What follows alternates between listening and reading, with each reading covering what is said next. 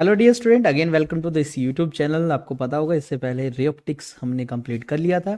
Total 4 videos मैंने ray optics की डाली थी, जिसमें थर्ड एंड फोर्थ वीडियो सबसे ज़्यादा इंपॉर्टेंट थी। एंड आज इस वीडियो के अंदर हम स्टार्ट कर रहे हैं नेक्स्ट चैप्टर, जो कि है वेव ऑप्टिक्स। आपको बता दूं, आपके जो बोर्ड एग्जाम है उसके अंदर रे ऑप्टिक्स, वेव ऑप्टिक्स और ईएम वेव तीनों को मिलाकर 18 मार्क्स का पूछा जाता है। तो इस साल के सैम्पल पेपर में तो रे ऑप्टिक्स के क्वेश्चन ज़्यादा थे, लेकिन चांसेस है कि फाइनल एग्जाम में आपको वेव ऑप्टिक्स के भी ठीक ठाक क्वेश्चन मिल जाएं। चैप्टर उसके कंपैरिजन में काफ़ी छोटा है, इजी है, डेरिवेशन का पार्ट बहुत कम है इसमें, बट काफ़ी इंपॉर्टेंट है न्यूमेरिकल पॉइंट ऑफ व्यू से। तो चलिए स्टार्ट करते हैं हमारा चैप्टर नंबर 10 वेव ऑप्टिक्स। अगर बात करें इसके सिलेबस की, तो ये टॉपिक जो है इस साल आपके सिलेबस के अंदर है, जिसमें हम हाइजन का प्रिंसिपल पढ़ेंगे, वेव फ्रंट का कॉन्सेप्ट। देन हाइजन के प्रिंसिपल पे बेसिस हम रिफ्लेक्शन रिफ्रैक्शन का प्रूफ करेंगे, ये काफ़ी इंपॉर्टेंट होने वाला है। देन इंटरफेरेंस का कॉन्सेप्ट है, इसके बेस पे एक एक्सपेरिमेंट है एंड उसमें कुछ रिजल्ट्स हैं बच्चों, डेरिवेशंस बहुत कम है। कोहेरेंट सोर्स क्या होते हैं, देन डाइफ्रैक्शन का कॉन्सेप्ट पढ़ेंगे एंड उसके अंदर भी एक एक्सपेरिमेंट है, जिसके बेसिस पे हम सेंट्रल मैक्सिमा की विड्थ कैलकुलेट करेंगे। इसमें डेरिवेशन अगेन नहीं है। सैम्पल पेपर का पैटर्न देखें तो 5 मार्क का क्वेश्चन आपको मिला है इसके अंदर, वो भी ऑप्शन के अंदर आपको मिला है। एक केस स्टडी का क्वेश्चन भी आपको जो है वो वेव ऑप्टिक्स से दे रखा है, ठीक है बच्चों, जो कि 4 मार्क का है। तो ये इसमें मिला है, हाँ वेरी कर सकता है, डेटा एग्जैक्ट नहीं होता। चलिए सबसे पहले बात करते हैं कि भाई वेव ऑप्टिक्स है क्या। इस चैप्टर में धीरे धीरे समझ आएंगी क्या जरूरत पड़ेगी। इससे पहले चैप्टर नंबर 9 में आपको याद होगा हम लाइट को स्टडी कर रहे थे बच्चों, लाइट से रिलेटेड फिनोमिना की स्टडी करते हैं। बट आपको शायद पता होगा कि हमने इसे पीछे वाले चैप्टर में पढ़ा, लाइट भाई एज अ रे कंसीडर कर रहे थे, मीन्स हम उसको स्ट्रेट लाइन पाथ पे दिखाते थे। लेकिन बहुत सारे ऐसे एक्सपेरिमेंट्स फिनोमिनाज ऐसे हुए जिससे पता लगा कि जो है कुछ केसेस में जो लाइट है वो बेंड हो जाती है, उसका ये जो रे नेचर है वो इतना ज़्यादा एप्लीकेबल नहीं रहता, या हमें कॉन्सेप्ट है रे के बजाय किसी और प्रॉपर्टी के बेसिस पे बताना पड़ेगा। तब हमें पता लगा कि हम लाइट को अगर एज अ वेव कंसीडर करें तो उसका अलग नेचर है, वो अलग तरह के जो फिनोमिनाज है उनको इजीली एक्सप्लेन कर देता है। तो बेसिकली इस चैप्टर में हम यही करेंगे, वही स्टडी करेंगे बच्चों, किसकी, लाइट की, ठीक है, लाइट की ही करेंगे। बट हम क्या कंसिडर करेंगे, लाइट इज अ वेव, ये माइंड में रखेंगे। लाइट इज अ वेव, कैसी वेव है वो भी आपको अब अपकमिंग स्लाइड्स पे पता लग जाएगा। क्लियर। चलिए सबसे पहले अगर मैं थोड़ा सा ब्रीफ हिस्ट्री की बात करूं बच्चों, इस हिस्ट्री से क्वेश्चंस नहीं पूछा जाता जनरली, मैं आपको कर देता हूं, ये सिर्फ आपके कॉन्सेप्ट को और अच्छा बनाने के लिए है। तो सबसे पहले लाइट का जो कॉन्सेप्ट था वो न्यूटन ने दिया था। न्यूटन ने अपना एक थ्योरी दिया था, न्यूटन्स कॉर्पस्कल्स थ्योरी। तो बहुत पहले अगर मैं बात करूं, उस टाइम इन्होंने कहा था कि जो लाइट है वो छोटे छोटे पार्टिकल्स है, कॉर्पस्कल्स है। बहुत पहले ये बात उसने बोल दी थी जनरली, जिसकी वजह से हम इवन देख सकते हैं, जैसे वो जो छोटे छोटे पार्टिकल्स हैं, लाइट है, जैसे हमारी आइज में एंटर करते हैं, वो एक स्टिमुलस क्रिएट करती है और हम इससे चीज़ों को देख सकते हैं। एंड न्यूटन ने जब इसको कॉर्पस्कल्स थ्योरी दी, एंड इस थ्योरी के बेसिस पे उसने रिफ्लेक्शन एंड रिफ्रैक्शन, मतलब लाइट जो बेंड होती है उसको एक्सप्लेन कर दिया। उसकी जो थ्योरी की थी, उसकी जो स्पेशल पॉइंट्स क्या थे, उसने कहा था भाई लाइट बहुत छोटी है, हम इसको देख नहीं सकते, इसके जो पार्टिकल्स हैं जिनको हम कॉर्पस्कल्स बोल रहे हैं, और ये कोई भी सोर्स ऑफ लाइट है, जैसे कोई ल्यूमिनस सोर्स है, जैसे सन है, वो कॉन्टिन्यूसली इन पार्टिकल्स को, कॉर्पस्कल्स को एमिट करता रहता है। और जैसे ही कॉर्पस्कल हमारी लाइट जो सेंसिटिव लेयर है आई के अंदर, रेटिना, उस पर स्ट्राइक करते हैं, हम उस चीज़ से देख पाते हैं, वही सेंसेशन ऑफ विजन के लिए रिस्पॉन्सिबल होता है। और इनकी अगर स्पीड की बात करें तो ये बहुत फास्ट स्ट्रेट लाइन में मूव करते हैं वेलोसिटी ऑफ लाइट के साथ। हाँ, जब एक मीडियम से लाइट दूसरे में जाती है, यानी रिफ्रैक्शन होता है, तो ये अपनी स्पीड चेंज कर लेते हैं। और भाई हमें ये भी पता है लाइट अलग अलग कलर्स की है, रेड है, ब्लू है, ग्रीन है, ये क्यों है? क्योंकि इन पार्टिकल्स का, कॉर्पस्कल्स का साइज जो है अलग अलग है, ठीक है। और अगर हम इनके रेस्ट मास की करें बात, मीन्स जब ये पार्टिकल रेस्ट पे होते हैं, इनका मास 0 होता है। मैं फिर बता दूं बच्चों, ये सिर्फ माइंड में रखना, इस पे क्वेश्चन नहीं पूछे जाएंगे आपसे। सिर्फ ब्रीफ हिस्ट्री बता रहा हूँ कि कैसे लाइट के नेचर को स्टडी किया गया था। तो इसने भाई इस थ्योरी के बेसिस पे रिफ्लेक्शन एक्सप्लेन कर दिया, रिफ्रैक्शन कर दिया, इवन लाइट स्ट्रेट लाइन में ट्रेवल करती है, रेक्टिलिनियर प्रोपेगेशन, ये भी एक्सप्लेन हो गया। But Newton was unable to explain the phenomena of interference, जो कि इस चैप्टर में पढ़ना है। डाइफ्रैक्शन का फिनोमिना वो भी इस चैप्टर में पढ़ेंगे। पोलराइजेशन जो बच्चों नहीं है इस साल हमारे सिलेबस में, मतलब कई साल से ये कट हो चुका है topic. Then photoelectric effect भी अगर आपको पता होगा, हमने डुअल नेचर चैप्टर में पढ़ा था, ये लाइट का पार्टिकल नेचर इंडिकेट करता है, तो भाई ये भी एक्सप्लेन नहीं कर पाया था। और इवन आपको याद होगा Newton he the first person थे जिसने बताया कि वाइट लाइट 7 कलर में जो है स्प्लिट होती है, या 7 कलर्स का मिक्सचर है, स्पेक्ट्रम का बैंड है। ठीक है, न्यूटन ने अपनी थ्योरी में ये भी ये कुछ कहा था कि लाइट जो है वो डेंसर मीडियम में फास्ट चलती है, रेयर में स्लो हो जाती है, लेकिन हालांकि ये न्यूटन की थ्योरी बाद में ये फेल हो गई थी, ये कॉन्सेप्ट उसका रोंग हो गया था।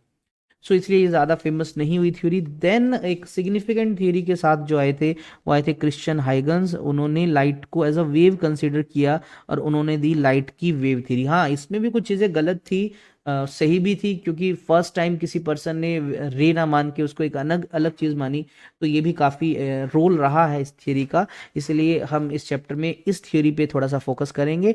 इसमें भी कुछ रीजंस है फेलियर के, यानी इसकी भी कुछ बातें गलत थी, सारी बातें तो नहीं बोलूँगा, कुछ चीज़ें इसने भी गलत बताई थी।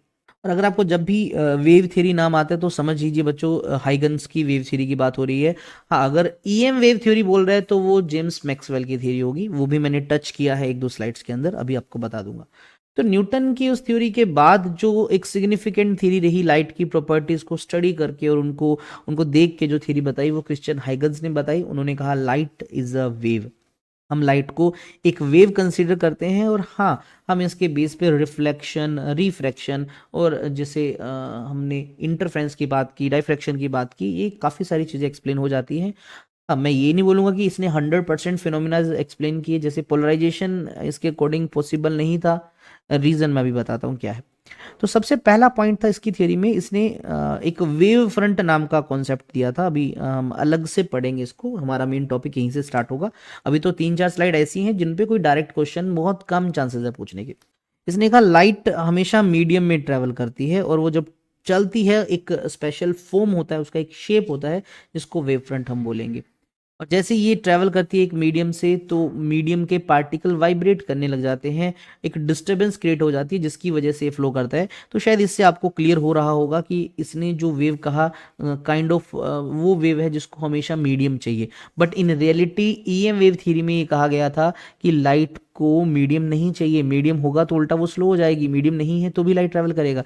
तो ये पार्ट थोड़ा सा इसका गलत था हाइजेंस का। ठीक है, इसने ये भी कहा कि वेव फ्रंट आगे फर्दर वेव फ्रंट बनाते रहते हैं, वो आगे हर डायरेक्शन में ट्रेवल करता है। ठीक है, और उन वेव फ्रंट का जो टेंजेंट है वो हमें नया वेव फ्रंट देता है। ये जो 2-3 पॉइंट्स है बच्चों, ये हमने अलग से डिस्कस करने हैं, तो अभी इतना फोकस मत कीजिए, नेक्स्ट स्लाइड पे आपको क्लियर हो जाएगा ये वेव फ्रंट का कॉन्सेप्ट। तो कुछ फेनोमेना जो उसने अपनी थ्योरी पे एक्सप्लेन किए, रिफ्लेक्शन, रिफ्रैक्शन, इंटरफ्रेंस, डाइफ्रैक्शन, ये एक्सप्लेन हो गया। Even rectilinear propagation of light, उसने ये बताया कि भी रेयर मीडियम में लाइट फास्ट होती है, डेंसर में स्लो होती है, जो कि न्यूटन का बिल्कुल अपोजिट बता रहा है। तो ये इसने भाई प्रूफ कर दिया था। क्या नहीं प्रूफ कर पाया? फोटोइलेक्ट्रिक इफेक्ट यानी पार्टिकल नेचर, पोलराइजेशन। बच्चों, पोलराइजेशन एक बड़ी स्पेशल प्रॉपर्टी है लाइट की, जो हमेशा एक ट्रांसवर्स टाइप की वेव ही जो है पोलराइजेशन शो करती है। हालांकि हाइगन्स ने वेव को लॉन्गिट्यूडनल वेव बोला था, जो पोलराइजेशन नहीं कर सकती। और सबसे एक और खास बात बताऊं भाई, ये जो हाइजन था ना, इसने कहा था लाइट को मीडियम चाहिए चाहिए, हर जगह मीडियम होता है। तो फिर बाकी साइंटिस्ट ने पूछा भाई ये जो वैक्यूम है यहाँ, तो इन्होंने बोला भाई यहाँ पर भी एक मीडियम है जिसको हम बोलते हैं ल्यूमिनोफेरस ईथर। ये मीडियम हर जगह है और लाइट इसमें ट्रेवल करती है। हालांकि इसको भी बाद में रोंग प्रूफ कर दिया था एल्बर्ट आइंस्टाइन ने, माइकलसन, मोरले, ऐसे काफ़ी सारे फिजिक्स थे, उन्होंने इसको रोंग प्रूफ कर दिया था। ओके, देन मैक्सवेल अपनी एक सक्सेसफुल थ्योरी के साथ आए जिसको बोलते हैं EM wave theory. James Clerk Maxwell नाम सुना होगा। इसने इलेक्ट्रोमैग्नेटिक वेव का कॉन्सेप्ट दिया और इसने करेक्ट किया हाइजन को, भाई जो लाइट है वेव है, ठीक है, वेव नेचर है, बहुत अच्छी बात है, लेकिन वो जो वेव है वो लॉन्गिट्यूडनल वेव नहीं है, वो एक मीडियम डिपेंडेंट वेव नहीं है। इस वेव का एग्जैक्ट नाम है इलेक्ट्रोमैग्नेटिक वेव। इसमें इलेक्ट्रिक फील्ड और मैग्नेटिक फील्ड होता है, और इसको ट्रेवल करने के लिए मीडियम ना भी हो तो भी बेस्ट है, चलेगी चलेगी। ट्रांसवर्स नेचर होता है, ये बताया, वैक्यूम में भी चलती है और इवन वैक्यूम में सबसे फास्ट चलती है।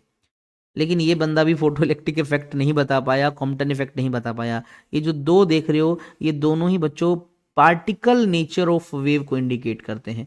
तो यानी जब भी लाइट किसी मैटर के साथ इंटरेक्ट करती थी ना, ये नहीं बता पाए भी ऐसा क्या है, ये फिनोमिना क्यों आ रहे हैं। फोटो इलेक्ट्रिक इफेक्ट आपने जो पढ़ा है डुअल नेचर चैप्टर, वो इसी पे है। कॉम्पटन इफेक्ट आप ग्रेजुएशन में शायद पढ़ लोगे, ये फोटो इलेक्ट्रिक इफेक्ट के जैसा सा ही इफेक्ट समझ सकते हो बच्चों। तो इनको एक्सप्लेन अलग तरीके से किया जाता है, वेव नेचर की बजाय पार्टिकल नेचर की हेल्प से। और फिर भाई हमारे मैक्स प्लांक साहब जी आए, आप सबको पता होगा प्लांक क्वांटम थ्योरी।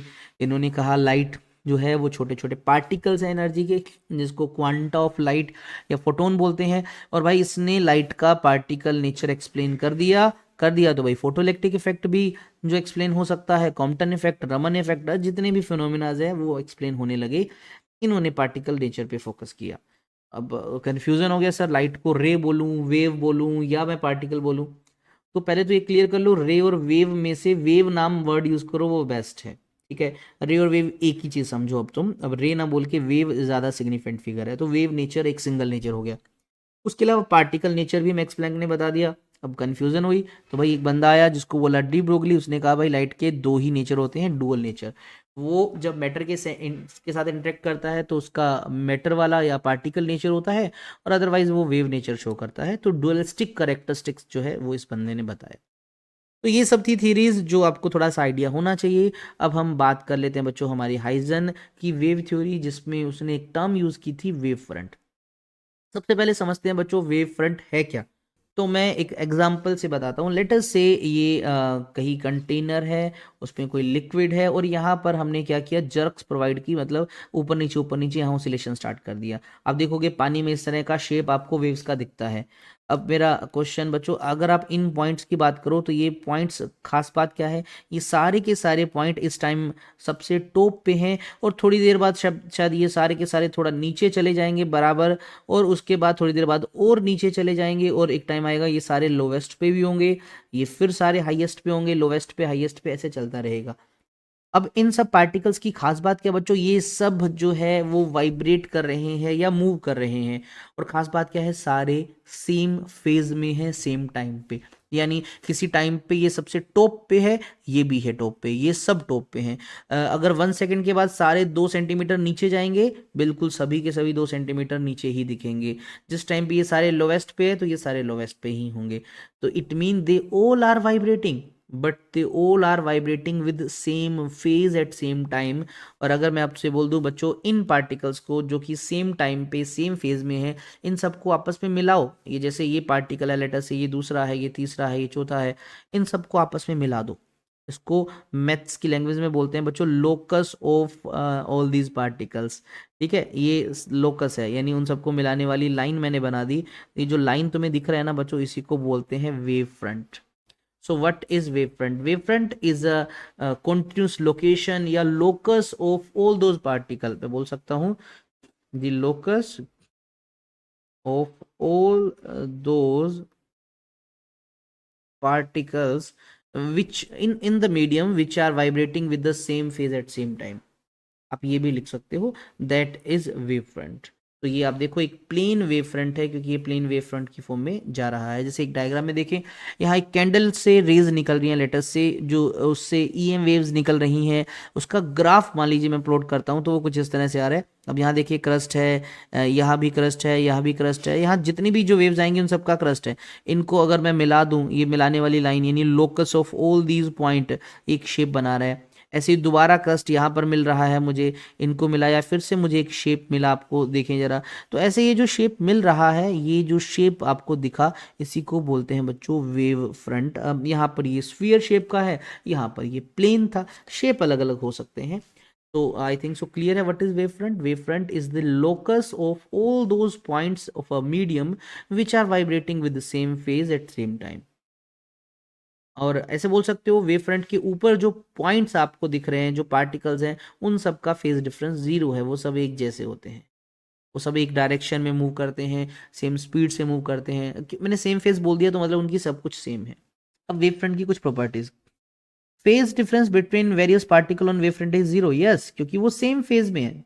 अगर वो फेज सेम में है तो इसका मतलब क्या होगा बच्चों, कि उनका फेज डिफरेंस जीरो। अगर आपको याद होगा जब हमने एसी चैप्टर पढ़ा था तो हमने कुछ इक्वेशन लिखी थी, जैसे मैं लिखता हूँ y is equals to a sine omega t. तो ऐसे ही हर पार्टिकल की अपनी एक इक्वेशन है, और ये चीज होता है बच्चों इनका फेज। तो सभी पार्टिकल्स का ये वाला फंक्शन सेम होगा, इसलिए हम उनको बोल रहे हैं सेम फेज में है। These particles या wave fronts travel with the speed of light in all direction in an isotropic medium। भाई अगर मीडियम आइसोट्रोपिक है, एक जैसा है थ्रू आउट, तो लाइट जिस स्पीड से जा रही है तो यानी वेव फ्रंट भी उसी स्पीड से आगे जाता है, क्योंकि वेव फ्रंट लाइट को ही तो इंडिकेट कर रहा है। अगर हमारे पास एक पॉइंट सोर्स ऑफ लाइट है, मतलब एक छोटी सी जगह पे लाइट बाहर निकल रही है, तो जो उससे लाइट जो है वो हर डायरेक्शन में जाएगी बच्चों, चारों तरफ जाएगी स्फेरिकल शेप में। तो उसका जो वेव फ्रंट का शेप बनेगा वो कैसा बनेगा, वो स्फेरिकल शेप का बनेगा।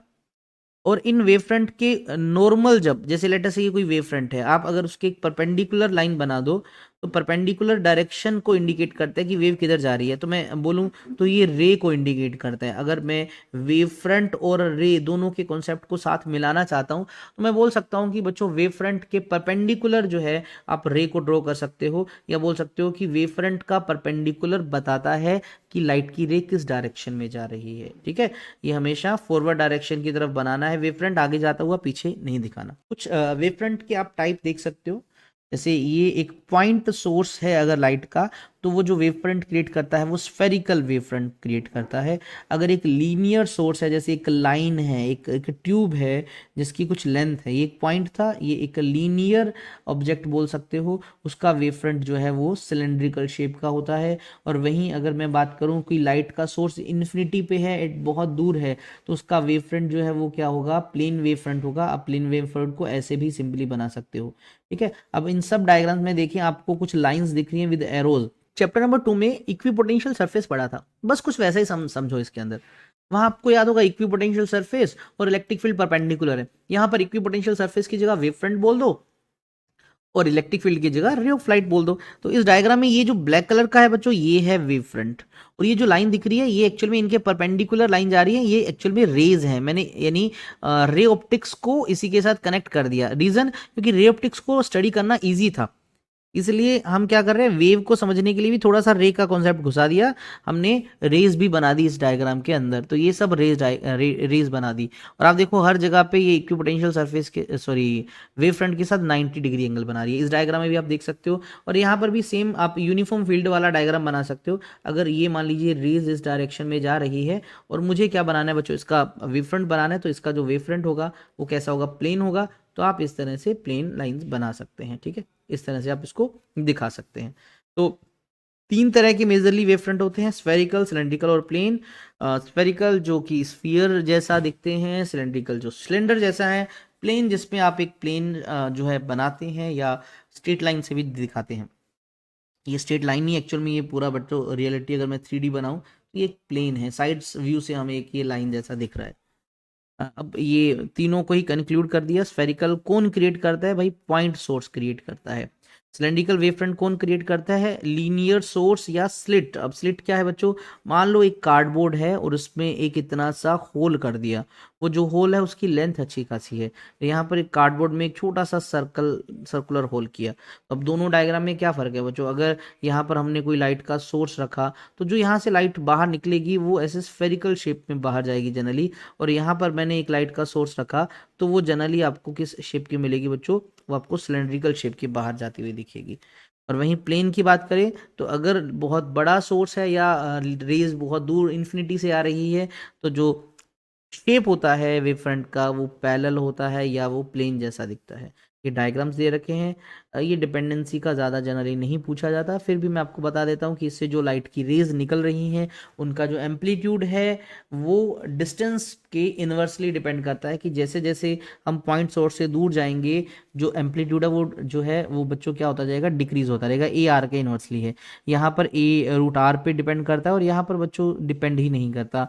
थोड़ा सा आप ऐसे भी याद करो, जब हमने इलेक्ट्रिक फील्ड पढ़ा था तो प्लेन जो आपने शीट पढ़ी थी उसका डिस्टेंस पे डिपेंडेंसी होती नहीं थी, देखो ना बिल्कुल वैसा ही डिस्टेंस पे डिपेंडेंसी नहीं है। तो चीज़ों को कनेक्ट कर सकते हो। वहीं एम्पलीट्यूड का जो स्क्वायर होता है बच्चों वो इंटेंसिटी होता है। तो देखें एक ही जगह आई लिख दिया और इधर स्क्वायर कर दिया, तो इंटेंसिटी आर स्क्वायर के इन्वर्सली है। पॉइंट सोर्स के लिए, एक सिलेंडर के लिए आई जो है वो आर के इन्वर्सली है, और यहाँ पर ये डिपेंड ही नहीं करता।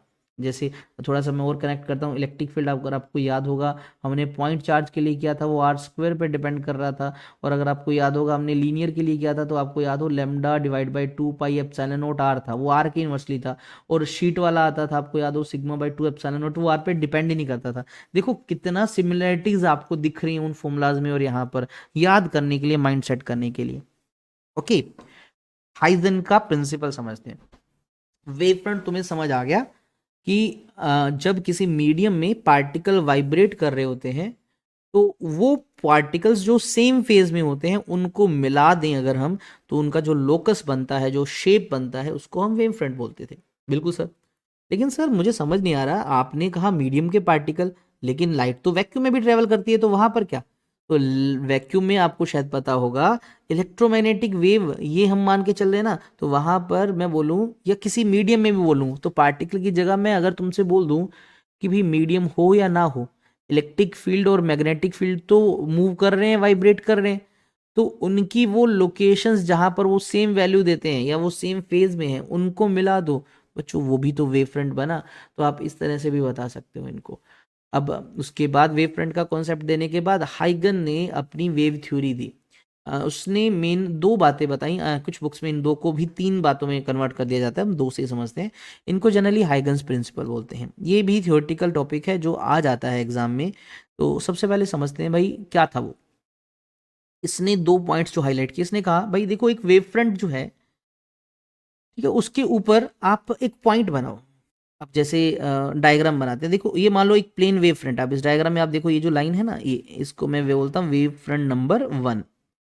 और मैं दो एग्जांपल ले रहा हूँ, तो मैंने यहाँ पर एक स्फेरिकल वेव फ्रंट भी लिया। देखो ओरिजिनल वेव फ्रंट जिसको लिख रहे हैं, तो मैं इसको लिखता हूँ WF1, मतलब हमारा ये वेव फ्रंट नंबर 1 है। इसमें हमने प्लेन लिया, इसमें हमने स्फेरिकल लिया। अब ये पहला पॉइंट क्या कहता है कि बच्चों ये जो तुम्हारा वेव फ्रंट है ना, इसके ऊपर तुम कुछ पॉइंट बना लो। जैसे इस डायग्राम में आप देखो तो हमने 4 पॉइंट बना लिए। इस डायग्राम पे भी कुछ सर्टेन पॉइंट बना रखे हैं, आप देखो जरा, कि वेव फ्रंट के ऊपर आप कुछ पार्टिकल्स बनाओ।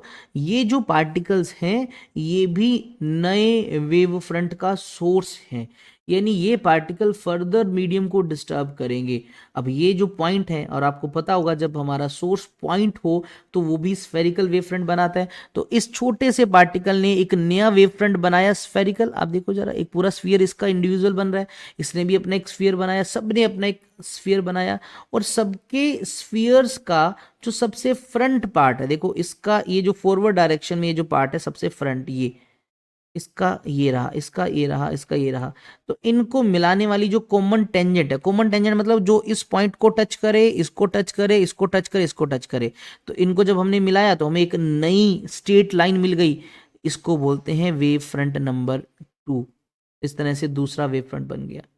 ऐसे ही इस दूसरे वेव फ्रंट के ऊपर मैं अगर कुछ पार्टिकल कंसीडर करूँ तो वो भी डिस्टरबेंस क्रिएट कर रहे होंगे आगे पीछे। हालांकि पीछे वाला बनाना जरूरी नहीं है, तो मैंने आगे वाले ही डिस्टरबेंस क्रिएट किए।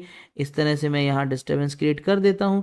अब इन सब का ये जो कॉमन फ्रंट पॉइंट है, इनका जो टेंजेंट लेंगे तो इनको मिलाने से हमें एक और स्ट्रेट लाइन मिल जाएगी, जो एक्चुअल में क्या होगा, हमारा वेव फ्रंट नंबर 3। इसका मतलब इस तरह से वेव फ्रंट से वेव फ्रंट आगे बनते जाते हैं।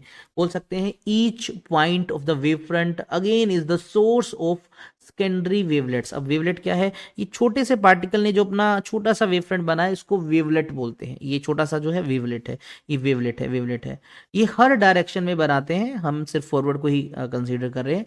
और इनका जो टेंजेंट है, ये जो वेवलेट्स हैं, इनका अगर मैं कॉमन टेंजेंट लूँ तो मुझे पोजीशन मिलती है किसकी? नए वेव फ्रंट की। ऐसे दूसरे डायग्राम में देखो, इस पार्टिकल ने अपना एक वेवलेट बनाया बच्चों, हम सिर्फ फॉरवर्ड को ही कंसीडर करेंगे, पीछे वाला नहीं करेंगे। ऐसे इसने बनाया, सबने बनाया, ये सबका कॉमन टेंजेंट है जो टच कर रहा है इनको। इनको ज्वाइन किया तो हमें मिला न्यू वेव फ्रंट नंबर 2। और अब ये दूसरा तीसरे को क्रिएट करेगा, तीसरा चौथे को क्रिएट करेगा। तो इस तरह से मीडियम हो या ना हो, ये जो वेव फ्रंट है आगे से आगे ट्रेवल करते रहेंगे in this way. Any EM wave, और ये जो हम जिस वेव की बात कर रहे हैं वो एक मीडियम से दूसरे में ट्रेवल करती है in the form of wave front. ये थे वेव आपका हाइगन का प्रिंसिपल। तो पहले में लिखना है कि भाई जो वेव फ्रंट के ऊपर हर पॉइंट है वो सेकेंडरी सोर्स है वेवलेट्स का। दूसरे पॉइंट में लिखना कि इन वेवलेट्स के अगर हम फ्रंट पार्ट का एक कॉमन टेंजेंट ले, हमें नया वेव फ्रंट मिल जाता। अब इस वेव फ्रंट के कॉन्सेप्ट के बेस पे क्या हाइजन ने रिफ्लेक्शन को प्रूव कर दिया था? क्या हाइजन ने स्नेल्स लॉ यानी रिफ्रैक्शन को प्रूव कर दिया था? अब हम इस टॉपिक में यही पढ़ेंगे कि अगर मैं लाइट को वेव फ्रंट कंसीडर करूं तो क्या मैं इस वेव फ्रंट के कॉन्सेप्ट से रिफ्लेक्शन को प्रूफ कर सकता हूं, यानी एंगल I और R इक्वल होते हैं, मुझे ये प्रूफ करना है। साथ ही साथ मैं ये भी प्रूफ करूंगा कि जब लाइट एक मीडियम से दूसरे में जाती है तो भाई वहां तो रिफ्रैक्शन होता है। स्नेल्स लॉ भी होता है। तो अगर मैं वेव फ्रंट का कॉन्सेप्ट यूज़ करके स्नेल्स लॉ प्रूफ कर दूं तो मैं ये भी बता सकता हूँ भी हाँ हाइजन ने अच्छे से रिफ्रैक्शन भी एक्सप्लेन कर दिया। तो अभी हम जो टॉपिक पढ़ने वाले हैं उस पर हम यही करेंगे कि हम हाइजन की वेव थ्योरी के बेसिस पे रिफ्लेक्शन को पहले प्रूफ करेंगे, फिर हम स्नेल्स लॉ को यानी रिफ्रैक्शन को भी प्रूफ करने वाले हैं। तो चलिए पहले स्टार्ट करते हैं। इसको करने से पहले आपको मैं बता दूं कि डायग्राम्स जब हम बनाएंगे बच्चों, तो डायग्राम में हम वेव फ्रंट तो बनाएंगे ही बनाएंगे, लेकिन उसके साथ साथ हम रेज भी बनाएंगे जो इजी कर देता है किसको, हमारे डायग्राम को। अब वेव फ्रंट तो आपको पता है बच्चों तीन तरह का होता है। हमारे पास स्फेरिकल वेव फ्रंट होता है, हमारे पास सिलेंड्रिकल होता है, हमारे पास प्लेन होता है। तो सबसे ईजी है बच्चों प्लेन को स्टडी करना, इसलिए हम प्लेन वेव फ्रंट की हेल्प से ही ये प्रूफ करेंगे। टोटल 3 प्रूफ करने हैं, पहला रिफ्लेक्शन का, दूसरा रिफ्रैक्शन का और तीसरा भी रिफ्लेक्शन का। अब जब दूसरे और तीसरे को मैंने रिफ्रैक्शन का बोला तो समझ आना चाहिए, एक बार हम रेयरर से डेंसर का करेंगे, एक बार हम डेंसर से रेयरर का। अब प्लेन वेव फ्रंट से हम प्रूफ कर देंगे दोनों चीज़ों को, रिफ्लेक्शन को और रिफ्रैक्शन को बच्चों। अब प्लेन वेव फ्रंट दिखाना कैसे है, देखिए आपको मैं इनिशियली भी बता चुका हूँ, फिर बता देता हूँ बच्चों। बनाने का बहुत ईजी तरीका है, या तो रेज से वेव फ्रंट बनाओ या वेव फ्रंट से रेज। आप क्या कीजिए, मान लीजिए मैं पहले 2 रेज बना देता हूँ ये। तो अगर मैंने ये रेज बना दी तो ये जिस डायरेक्शन में जा रही है उसके ठीक परपेंडिकुलर हम क्या बना सकते हैं, वेव फ्रंट बना सकते हैं। तो ये वेव फ्रंट बन गया हमारा। क्लियर। जनरली जो वेव फ्रंट मिरर की तरफ या मिरर की तरफ जाएगा वो हमारा इंसिडेंट होगा, जो आफ्टर रिफ्लेक्शन होगा वो हमारा रिफ्लेक्टेड होगा। जैसे अगर आपको याद होगा सिंपल रिफ्लेक्शन में हम इस तरह से कोई पॉलिश्ड सरफेस या मिरर लेते थे और रेज इस तरह से आती थी, इस तरह से जाती थी, ऐसा होता था। अब आप मुझे बताओ बच्चों, अब एक की जगह मैं 2 रेज दिखाऊंगा क्योंकि वेव फ्रंट बनाना है, तो अगर मैं 2 रेज यहाँ से आती दिखाऊंगा तो जाती दिखाएंगी। अब खुद सोचो इनका वेव फ्रंट अगर इंसिडेंट ऐसा बनेगा तो रिफ्लेक्टेड कुछ ऐसा बन जाएगा। तो हम क्या करेंगे, इस तरह से एक इंसिडेंट वेव फ्रंट बनाएंगे। क्लियर, क्योंकि रेज भी क्लियर हो जाएंगे, आप अब नेक्स्ट डायग्राम में देखेंगे समझ आ जाएगा। तो पहला हम प्रूफ करेंगे लॉज ऑफ रिफ्लेक्शन को। लॉज ऑफ रिफ्लेक्शन में सिंपली हम एंगल आई और आर को इक्वल प्रूफ करेंगे। एंगल आई क्या होता है कि रेज या वेव फ्रंट जिस एंगल से इंसिडेंट कर रहा है वो, और एंगल आर वेव फ्रंट जिस एंगल से जा रहा है वो। अब इस डायग्राम में आप ध्यान से देखना बच्चों, ये जो आप रेड कलर की लाइन देख रहे हो ये एक्चुअल में एक इंसिडेंट वेव फ्रंट है। तो अगर मैं थोड़ा सा साइड में आपको थोड़ा सा शो करूं, अगर ये हमारा मिरर है जहां से लाइट रिफ्लेक्ट होगी, तो हमने इंसिडेंट वेव फ्रंट को ऐसे दिखाया है। ये है इंसिडेंट वेव फ्रंट, इसका नाम हमने ए बी रख दिया। अगर आप इस वेव फ्रंट को देखो बच्चों तो ये यहाँ पर इस एंगल के साथ आके गिरा है, ये है हमारा एंगल ऑफ इंसिडेंस।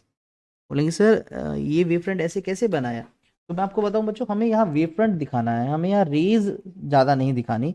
तो हाँ, हालांकि डायग्राम बनाने में रेज का यूज़ है। अब अगर इसी सेम डायग्राम में मैं रेज बनाऊं तो क्या मैं एक रे यहाँ बनाऊं और दूसरी रे यहाँ बना सकता हूँ। तो आप देखो मैंने इस वेव फ्रंट को बना दिया with the help of rays. ये देखिए ये वेव फ्रंट है और वेव उसके रेज उसके परपेंडिकुलर होती है, तो ये हमारा इंसिडेंट को इंडिकेट करता है। अब यहाँ से गिर के ऊपर की तरफ जाएगा, और अगर मैं इंडिविजुअल रे वाइज बात करूँ तो ये रे रिफ्लेक्ट होकर जाएगी, ये रिफ्लेक्ट होकर जाएगी, वो दोनों फर्दर क्या बना देगी, हमारा वेव फ्रंट बना देगी रिफ्लेक्टेड। तो हमने क्या माना, अभी हमारा A B incident wave front है जो एंगल आई के साथ आ रहा है, और जिस वेव फ्रंट की बात करें जो यहाँ से बच्चों जाएगा, ये वाला वेव फ्रंट है, मान लो कि जिस एंगल के साथ बाहर जाएगा वो हमारा एंगल ऑफ रिफ्लेक्शन होगा। हम आई और आर को इक्वल प्रूफ करने वाले हैं। तो हमने क्या किया बच्चों, ये ए बी नाम से हमारा जो इंसिडेंट वेव फ्रंट है वो आया, और उसमें रेज बनाई, एक रे ये बनाई, एक रे ये बना दी हमने। ठीक है, अब थोड़ा सा ध्यान से समझने वाली बात है। लेट अस से मैंने समझाने के लिए सिर्फ 2 पॉइंट कंसीडर कर लिए यहाँ पर, ये दोनों सेम फेज में है। ये यहाँ पहुँचा, ये यहाँ पहुँच गया, ये थोड़ा आगे पहुँचा, ये भी आगे पहुँचा, ये सेम स्पीड से चल रहे हैं क्योंकि सेम मीडियम से। ये पार्टिकल जैसे धीरे धीरे आगे आ रहा है, इधर आ रहा है, ये पार्टिकल पहुँच गया ए पे, लेकिन ये पार्टिकल अभी हवा में है बी पे। जो ए वाली रे का जो पार्ट है या जो फोटोन है वो तो मिरर से कांटेक्ट में आ गया, लेकिन बी वाला भी हवा में है। तो ए वाला रिफ्लेक्ट होके ऊपर जा रहा है, लेकिन बी वाला भी सीधा जा रहा है। ए वाला रिफ्लेक्ट होके ऊपर जा रहा है, बी वाली रे सीधी जा रही है। ये जैसे जैसे ऊपर जा रहा है ये आगे जा रहा है, ये ऊपर गया गया गया और ये नीचे गया। जैसे ही बी वाला पार्टिकल स्ट्राइक करेगा ये शायद यहाँ तक पहुँच जाएगा। अब अगर आप देखें इस पॉइंट को और इस पॉइंट को अगर मैं मिला दूं, आपको एक और वेव फ्रंट मिलेगा बच्चों, लेकिन ये वेव फ्रंट कौन सा है, ये रिफ्लेक्टेड वेव फ्रंट है, क्योंकि दोनों पॉइंट जो अब रिफ्लेक्ट हो चुके हैं। जब ये इनिशियल डायग्राम में देखो ए वाला यहाँ स्ट्राइक किया था लेकिन बी वाला हवा में था, अब बी जब स्ट्राइक करेगा तब ए हवा में होगा। इनको जब मैं मिलाऊंगा इनसे मुझे मिलेगा रिफ्लेक्टेड वेव फ्रंट, इसका नाम रख दिया ए डैश बी डैश। अब यहाँ एक चीज़ सिंपली मुझे बताओ, मीडियम सेम है तो पॉइंट बी से बी डैश आने में और ए से ए डैश आने में जो टाइम है वो तो सेम लगेगा पार्टिकल्स को, क्योंकि सेम एरिया में ट्रैवल कर रहे हैं। और ये जो ए डैश जिस एंगल से जाएगा, ये जो एंगल तुम देख रहे हो, this is angle of reflection. मुझे बच्चों इस आई और आर को इक्वल प्रूफ करना है। तो सबसे पहले देखिए बी से बी डैश जो डिस्टेंस है वो क्या होगा भाई, speed multiply by time, distance तो यही होता है।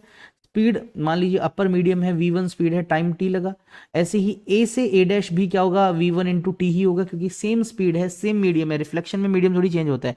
और जितना b से b डैश जाने में पार्टिकल को टाइम लगेगा उतना a से a डैश जाने में लगेगा। टाइम सेम है, स्पीड सेम है, तो डिस्टेंस भी सेम होगा। तो a dash is equals to b dash. अब आपसे मैं ट्रायंगल कंसिडर करने के लिए बोलता हूँ, a b बी डैश और ए डैश बी, इन दोनों ट्रायंगल में ये साइड बराबर आ गई। अच्छा, ये जो एंगल तुम देख सकते हो ये 90 डिग्री है। 90 डिग्री क्यों है, क्योंकि आपको पता है रे और वेव फ्रंट 90 डिग्री का एंगल बनाती है।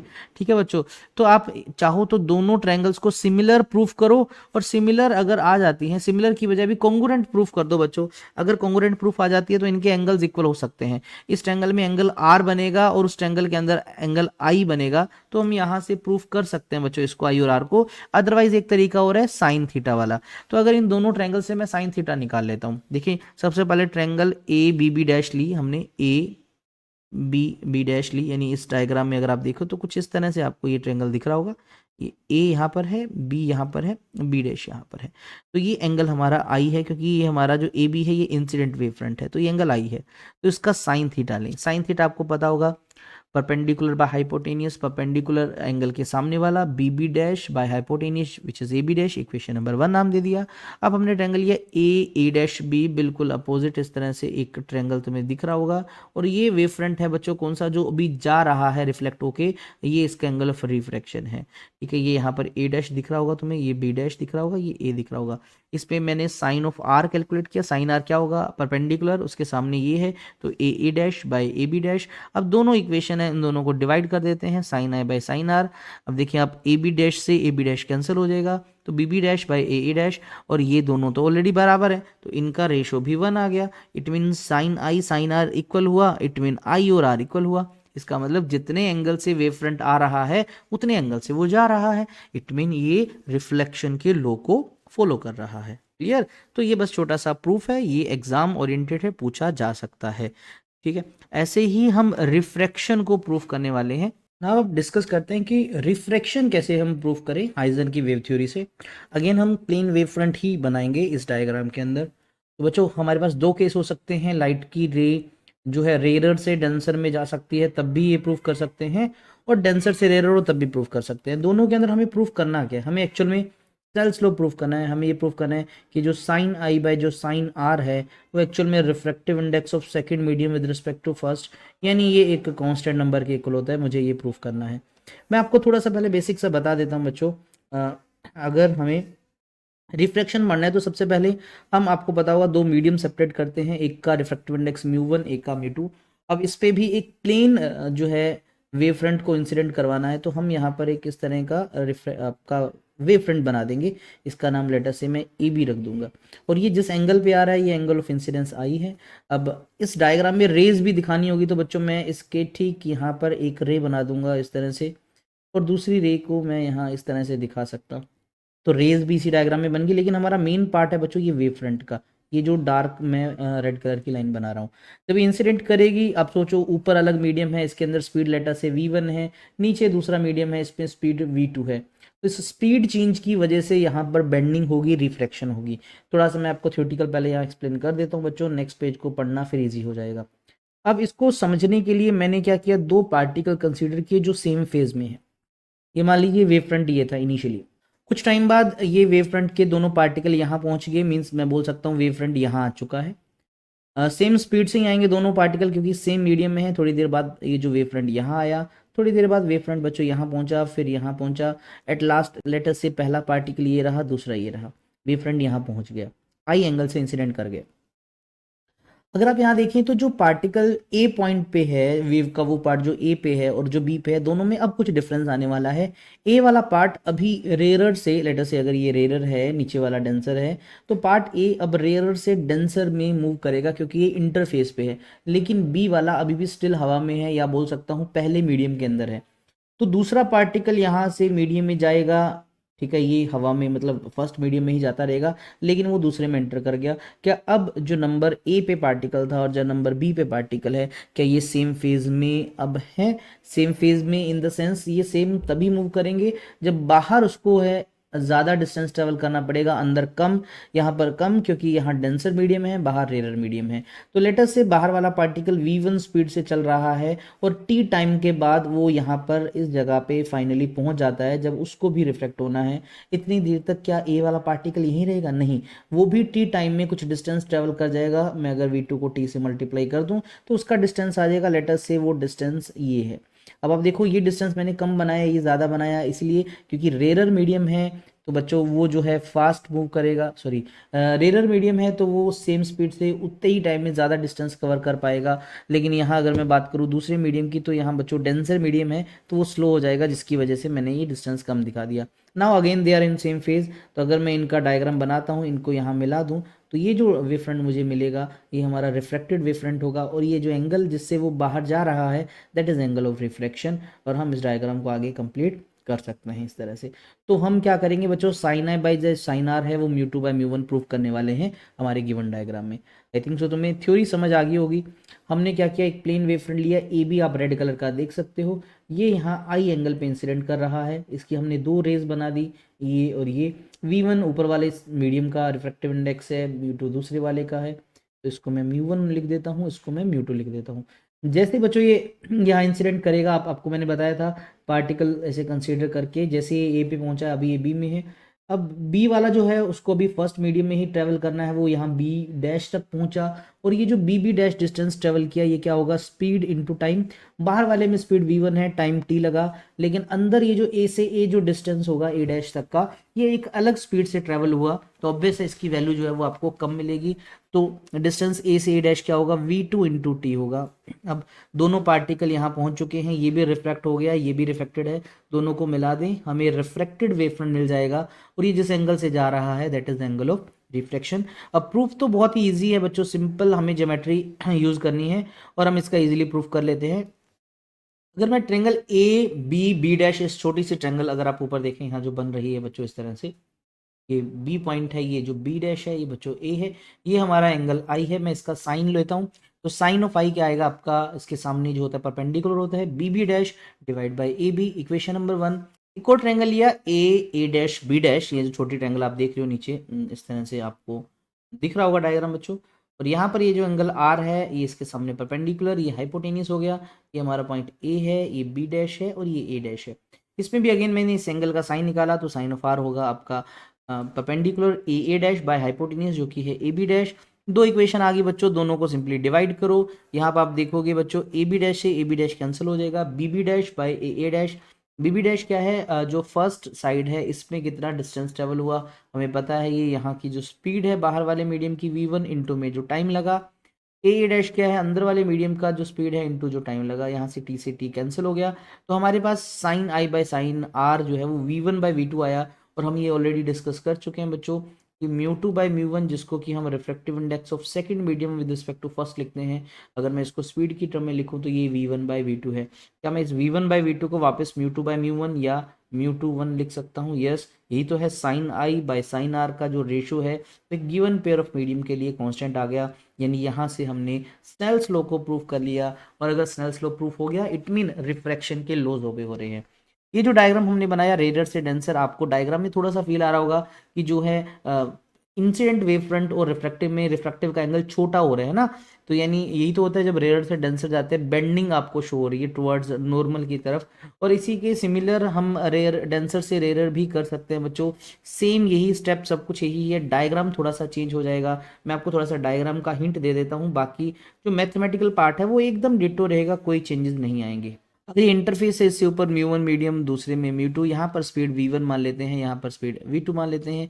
इस बार बच्चों जो है ये मैं इसको डेंसर बोल देता हूँ, इसको मैं रेयर बोल देता हूँ इस बार। ठीक है, या आप इसको म्यू2 और इसको म्यू1 भी लिख सकते हो, ऐसा जैसा कुछ नहीं है, ये नंबरिंग हम अपने अकॉर्डिंग कर लेते हैं। तो हमें एक वेव फ्रंट को दिखाना है जो इंसिडेंट कर रहा है, तो मैं थोड़ा सा थिक लाइन से दिखाता हूँ। लेट अस से ये वेव फ्रंट कुछ इस तरह से आ रहा है, और इसी की मुझे अगर रेज भी दिखानी है तो मैं इसी डायग्राम में इनकी रेज भी दिखा सकता हूँ। हमें परपेंडिकुलर बनानी होती है, तो मैंने एक ये बना दी, दूसरी इसकी परपेंडिकुलर लाइन बच्चों ये बना दी। अगर आप इस वेव फ्रंट को देखो, इसका मैंने नाम रख दिया है ए बी, जो कि कुछ एंगल आई के साथ आ रहा है। ऊपर वाला डेंसर है, नीचे वाला रेयर है। इसका मतलब बी से ये पॉइंट लेटर से बी डैश है, जो डिस्टेंस ट्रेवल होगा बी से बी डैश वो होगा v2 × t। ठीक है, और ये जो है वो कम डिस्टेंस होना चाहिए, नीचे ज़्यादा होना चाहिए, क्योंकि नीचे रेयर मीडियम है। इसी पॉइंट बी से मैं बना देता हूँ बड़े एंगल के साथ। देखो यहाँ से एंगल स्टार्ट हो रहा है, ये मान लीजिए आई के इक्वल सा एंगल दिख रहा है, उससे मुझे बड़ा एंगल दिखाना है, तो मैंने इसको यहाँ तक, ये एंगल जो है वो आर है, इनको अब मैं मिला देता हूँ सिंपली रेज की हेल्प से। आई से एंगल जो है आपको आर बड़ा मिल रहा है। बाकी वही सेम जो है ए डैश इसका नाम दे दिया हमने। अब प्रूफ का वही सेम स्टेटस है, पहले जैसे कर सकते। ओके, कुछ एग्जांपल्स जो काफ़ी अच्छे एग्जांपल्स हैं, जो आपको क्लियर करेंगे भाई वेव फ्रंट जब किसी एक ऑप्टिकल इंस्ट्रूमेंट से, मिरर है, लेंस है, प्रिज्म है, उनमें से जब पास होता है तो वेव फ्रंट क्या वैसा ही रहता है या शेप बदल जाता है। अच्छा, इससे पहले रिकॉल करो, अगर एक बिल्कुल छोटा सा पॉइंट सोर्स है, होल है, वो हमेशा स्फेरिकल वेव फ्रंट बनाता है। अगर एक स्लिट है या लीनियर कोई ऑब्जेक्ट है, वो सिलेंड्रिकल बनाता है। और अगर बहुत दूर से रेज आ रही है इन्फिनिटी से या पैरेलल रेज, तो वो प्लेन वेव फ्रंट बनाता है। अब इस क्वेश्चन में आपसे कहा भाई एक प्लेन वेव फ्रंट आप दिख रहा है इस डायग्राम में, ये इंसिडेंट वेव फ्रंट है, क्योंकि ये इस मिरर जो है, यहाँ पर एक मिरर है, कॉनकेव मिरर, इस पे इंसिडेंट कर रहा है। इंसिडेंट करने के बाद हमें जो वेव फ्रंट मिलेगा वो बताना है। ये फर्स्ट एग्जाम्पल है, ये दो एग्जाम्पल एक्चुअल में दे रखे हैं, तो मैं फर्स्ट एग्जाम्पल की पहले बात करता हूँ। बहुत ही ईजी डायग्राम बनाना मैं आपको सिखा देता हूँ। देखिए हम वही लॉजिक लगाएंगे, थोड़ा सा दिमाग लगाना है। भाई रे ऑप्टिक्स तो मैं ऑलरेडी पढ़ चुका हूँ ना, उसका यूज़ कर लेता हूँ। ये जो रे आ रही है, अगर वो यहाँ सीधी आए, ये वाली रे भी बच्चों यहाँ पर सीधी आती है, ये वाली भी सीधी आएगी, तो क्या पैरेलल रेज को हमारा जो कॉनकेव मिरर है वो एक जगह पे कन्वर्ज कर देता है। पैरेलल रेज को हमारा जो कॉनकेव मिरर है वो एक जगह कन्वर्ज कर देता है। लाइक से ये फोकस है इसका, ठीक है, ये यहाँ पर कन्वर्ज होगी, ये यहाँ पर कन्वर्ज होगी। तो आप मुझे बताएं जो रिफ्लेक्टेड रेज है वो तो ये है 1 2 3, और ये एक ही पॉइंट पे कन्वर्ज हो रही है। तो अगर मुझे वेवफ्रंट दिखाना है, तो देखो ये जब पॉइंट एक ये है, एक ये रहा, एक ये रहा, इनको मिलाया ऐसा शेप बना। जब ये यहाँ पर है तो शायद ये यहाँ पर है, ये यहाँ पर है, इनको मिलाया तो इस तरह से बना। तो आपको जो वेव फ्रंट मिल रहा है वो एक स्फेरिकल वेव फ्रंट है, या स्फेरिकल वेव फ्रंट का एक पार्ट है। और कैसा है बच्चों, वो कन्वर्जिंग नेचर का है। तो आपको कन्वर्जिंग वेव फ्रंट मिल जाएगा, कन्वर्जिंग स्फेरिकल वेव फ्रंट मिल जाएगा। आप ऐसे भी समझ सकते हो भाई पैरेलल रेज को एक ही डॉट पे इकट्ठा कर रहा है, पॉइंट बना रहा है, और पॉइंट जब भी बनता है ना तो स्फेरिकल बनेगा। अब स्फेरिकल में कन्वर्जिंग या डाइवर्जिंग, यहाँ रेज सब मिल रही है तो कन्वर्जिंग बन गया, फैल रही होती तो डाइवर्जिंग बन जाता। वहीं एक लेंस का, ये बहुत ईजी है बच्चों ये भी बनाना, बस रेज को कंटिन्यू कर दो। ये रे यहाँ तक गई भाई, इस रे को भी मैंने आगे तक दिखा दिया, इस रे को भी आगे दिखा दिया, थोड़ा ऊपर नीचे बन गया, इसको एडजस्ट कर लेना। अब क्या है आपको बताओ भाई, ये कॉन्वेक्स लेंस उन सबको अपने फोकस पे इकट्ठा कर देगा। ये भी ऐसे करेगा तो ये भी ऐसे करेगा, तो सारी रेज एक ही पॉइंट पे इकट्ठा हो रही है, तो यानी पॉइंट बना रहा है, पॉइंट बना रहा है तो पक्का स्फेरिकल वेव फ्रंट बनेगा। और ये भी कैसा है, कन्वर्जिंग है, क्योंकि एक ही पॉइंट पे इकट्ठा हो रहा है। तो ये जो रेड कलर की डॉटेड लाइन से मैं भी बना रहा हूँ, दिस इज वेव फ्रंट, ये है शेप ऑफ वेव फ्रंट जो हमसे एक्चुअल में क्वेश्चन में पूछा। लिखना हो तो लिख देना भाई, ये भी क्या है, एक कन्वर्जिंग स्फेरिकल वेव फ्रंट है। ये आंसर आप देख सकते हैं, ये दोनों दिखा रखे हैं। ठीक है, अब आप बोलेंगे सर ये दोनों तरफ क्यों दिखा रखे हैं, क्योंकि ये इधर की तरफ दिखा रखा है, मतलब अगर यहाँ पर फोकस होने के बाद जब रेज जाएंगी वो वाला, फर्दर आप इतना ही दिखा सकते हो चलेगा। ओके, नेक्स्ट क्वेश्चन, अगेन एक प्लेन वेव फ्रंट है, लेकिन इस बार ये एक कॉन्वेक्स मिरर पे गिर रहा है और इधर एक कॉनकेव से। आई थिंक सो इजी है, तुम ड्रा कर सकते हो, है ना भाई। ये डाइवर्ज कर देगा, तो यहाँ से आप दिखा सकते हो डाइवर्जिंग वेव फ्रंट बनेगा। ये भी आपको पता है डाइवर्ज कर देगा, डाइवर्जिंग बनेगा। आप देख सकते हो डायग्राम में भाई, ये रेज जो आई वो फैला रहा है, तो ये आप येलो कलर की जो लाइन देख रहे हैं, ये 1 2 3, ये डाइवर्जिंग वेव फ्रंट, ऐसे इसमें 1 2 3।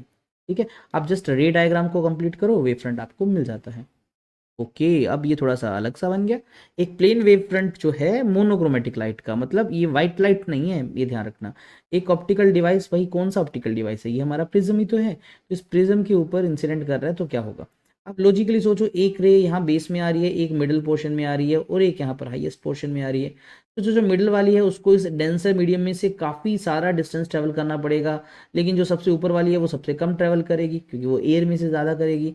और आप एक लॉजिकली, मैं एक बहुत ही सिंपल सी कहानी बताता हूँ, हमेशा याद रखना भाई, अगर ये इसके अंदर यहाँ एंटर कर रहा है, क्या ये सीधा जाएगा? नहीं, ऑब्वियस है, ये थोड़ा सा आपको पता है बेंडिंग मिलती है आपको। ऐसे ही बच्चों ये मान लो यहाँ आते तो बेंडिंग होगी यहाँ पर, हालांकि एट कॉर्नर नहीं होती, दो जगह होती है, फर्स्ट और सेकंड सरफेस पे। मैं आपको कंबाइंड बता रहा हूँ कि अगर इसमें आता है यहाँ पर रे, तो इसके बाद यहाँ पर भी बेंडिंग होती है, लेकिन निकलती हैं पैरेलल हैं। तो अगर ये निकली पैरेलल तो इनका वेवफ्रंट भी पैरेलल होगा, बट क्या हो जाएगा बच्चों, थोड़ा इंक्लाइंड हो जाएगा। तो बोल सकते हैं कि प्रिज्म में जब वेव फ्रंट एंटर करता है प्लेन, तो बाहर भी प्लेन निकलता है बट वो थोड़ा इंक्लाइंड होता है, या बोल सकते हो उसमें डेविएशन मिलेगी आपको। देखिए जी, यही सेम प्लेन ही मिला बट डेविएटेड मिला आपको। डेविएशन का मतलब पता है क्या है, कि अगर मैं इसकी इनिशियल डायरेक्शन को और इसको चेक करूँ, आपको यहाँ पर एंगल ऑफ डेविएशन मिलेगा, वो सेम होगा सबका, इधर भी चेक कर लो या फिर इधर भी चेक कर लो, सबका सेम मिलेगा। क्वेश्चन ये एक आपका पुराना PYQ है, 15 में पूछा गया था। आपसे कहा एक प्लेन वेव फ्रंट है, वो किसी मीडियम म्यू 1 से, ये म्यू 1 मीडियम है और ये म्यू 2 के अंदर प्रोपेगेट कर रहा है, इंसिडेंट म्यू 1 वाले पे किया, और एंगल कितना बना रहा है, आई आपको दिख रहा है, एंगल ऑफ इंसिडेंस है। It enters into the medium, वो दूसरे में एंटर करता है और दूसरे का रिफ्रैक्टिव इंडेक्स इससे ज़्यादा है, यानी ये रेयरर से डेंसर की कहानी है। ओके, हमें करना क्या है, use Huygens construction of secondary wavelets to trace the propagation of refracted wavefront। भाई अब इससे हमें सेकेंडरी वाला बनाना है, हमें वो दिखाना है, और बाद में हमें स्नेल्स लॉ दिखाना है। तो भाई सिंपली हमने किया, इस पे एक रे दिखा सकते हो यहाँ पर, एक रे हम यहाँ पर आते हुए दिखा सकते हैं। फिर आपको पता है बच्चों, बेंडिंग दिखानी है रेयर से डेंसर, हमने अभी भी स्नेल्स लॉ प्रूफ किया, तो बस वही कहानी है, यहाँ आई बनेगा और दूसरी साइड में अगर हम बनाएंगे तो ये एंगल आपका जो बन जाएगा आर बन जाएगा। इस तरह से हम रेज दिखा सकते हैं। ठीक है, तो ये डायग्राम पूरा बनाना है और फिर उसके बाद हमें ये प्रूफ भी करना है, मतलब क्वेश्चन में दो चीज़ें हमें पूछ ली गई। ओके, अब एनसीईआरटी का एग्जाम्पल है 10.1, उसको भी चलिए सोल्व कर लेते हैं। आपसे क्वेश्चन में कहा भाई एक मोनोक्रोमेटिक लाइट इंसिडेंट करती है एक सरफेस पे सेपरेटिंग टू मीडिया, और वो जो सरफेस है ना उस पर एक अलग मीडियम ऊपर है, नीचे अलग मीडियम है, ऐसे मान लेते हैं कुछ। The reflected and refracted light both have the same frequency as incident frequency. वो आके मान लीजिए ये जो लाइट गिरी, इसका कुछ पार्ट जो है वो रिफ्लेक्ट हो गया, मान लीजिए REFLECT रिफ्लेक्ट हुआ, इसका कुछ पार्ट जो है इसी का वो रिफ्रैक्ट भी हुआ। ठीक है जी, हम रिफ्लेक्ट भी मान लेते हैं, और दोनों की फ्रिक्वेंसी सेम है, जैसे ये है इतनी ही इन दोनों की है। आपसे बोला भाई ऐसा है तो इसका रीज़न बताओ, ऐसा क्यों है, सेम क्यों मिल रही है। भाई आपको पता होना चाहिए बच्चों, लाइट किसी के साथ भी इंटरेक्ट करे, चाहे उसका रिफ्लेक्शन हो चाहे उसका रिफ्रैक्शन हो, तो जो फ्रिक्वेंसी है वो उसकी एनर्जी जो है वो डिसाइड करता है। ठीक है, और वो एक करेक्टरिस्टिक प्रॉपर्टी है, और फ्रिक्वेंसी किसी भी लाइट की कौन चेंज कर सकता है, उसका सोर्स जहां से वो एमिट हुआ। अब आपको पता है भी कोई भी लाइट कब एमिट होती है, जैसे एक सिंपल सा एग्जांपल लूँ, एटॉमिक एक्साइटेशन, कि एटम का जो इलेक्ट्रॉन है वो एक्साइटेड स्टेट में चला गया, वह जब जंप करके वापस आएगा तो एक लाइट एमिट हुई जिसकी एक सुटेबल फ्रिक्वेंसी है। तो अगर इलेक्ट्रॉन कहीं दूसरा ट्रांजिशन करता तो फ्रिक्वेंसी अलग होती। अब अगर एक लाइट एमिट हो गई एक सुटेबल फ्रिक्वेंसी की, अब उसकी फ्रिक्वेंसी चेंज नहीं हो सकती, हम उसको चेंज नहीं कर सकते। तो फ्रिक्वेंसी चेंज करना सिर्फ सोर्स पे डिपेंड करता है, जहां जहां से वो क्रिएट हुआ। इसलिए आप बोल सकते हो कि ऐसे ही रहेगा। When light travels from a rarer to denser medium, speed of light decrease होती है, बिल्कुल डिक्रीज होती है। क्या इससे does the reduction in speed imply reduction in energy, क्या उससे उसकी एनर्जी भी कम हो जाती है? नहीं बच्चों, इसका कोई रिलेशन नहीं है। ठीक है, जो एनर्जी है वो अलग फैक्टर्स पे डिपेंड करती है। और अगर मैं आपसे बोलूँ वो फैक्टर कौन से, जनरली आप अगर ग्राफ बनाते हैं वेव का, तो बच्चों ये जो होता है एम्पलीट्यूड, इसको बोलते हैं एम्पलीट्यूड। तो ये एम्पलीट्यूड जो है उसका स्क्वायर वो इंटेंसिटी डिसाइड करता है। देन इंटेंसिटी जो है वो आपको बताती है कि कितनी एनर्जी पर यूनिट एरिया पर सेकंड आ रही है। आपसे नेक्स्ट में कहा गया एक वेव पिक्चर ऑफ लाइट के अकॉर्डिंग, यानी अगर हम हाइजन के प्रिंसिपल के अकॉर्डिंग देखें तो इंटेंसिटी ऑफ लाइट जो है वो डिटरमाइन करती है एम्पलीट्यूड का स्क्वायर। यस, इंटेंसिटी जो है, इंटेंसिटी वो डिपेंड करती है स्क्वायर ऑफ एम्पलीट्यूड पे। यस, हमें पता है, ये मैंने आपको थोड़ी देर पहले बताया भी था।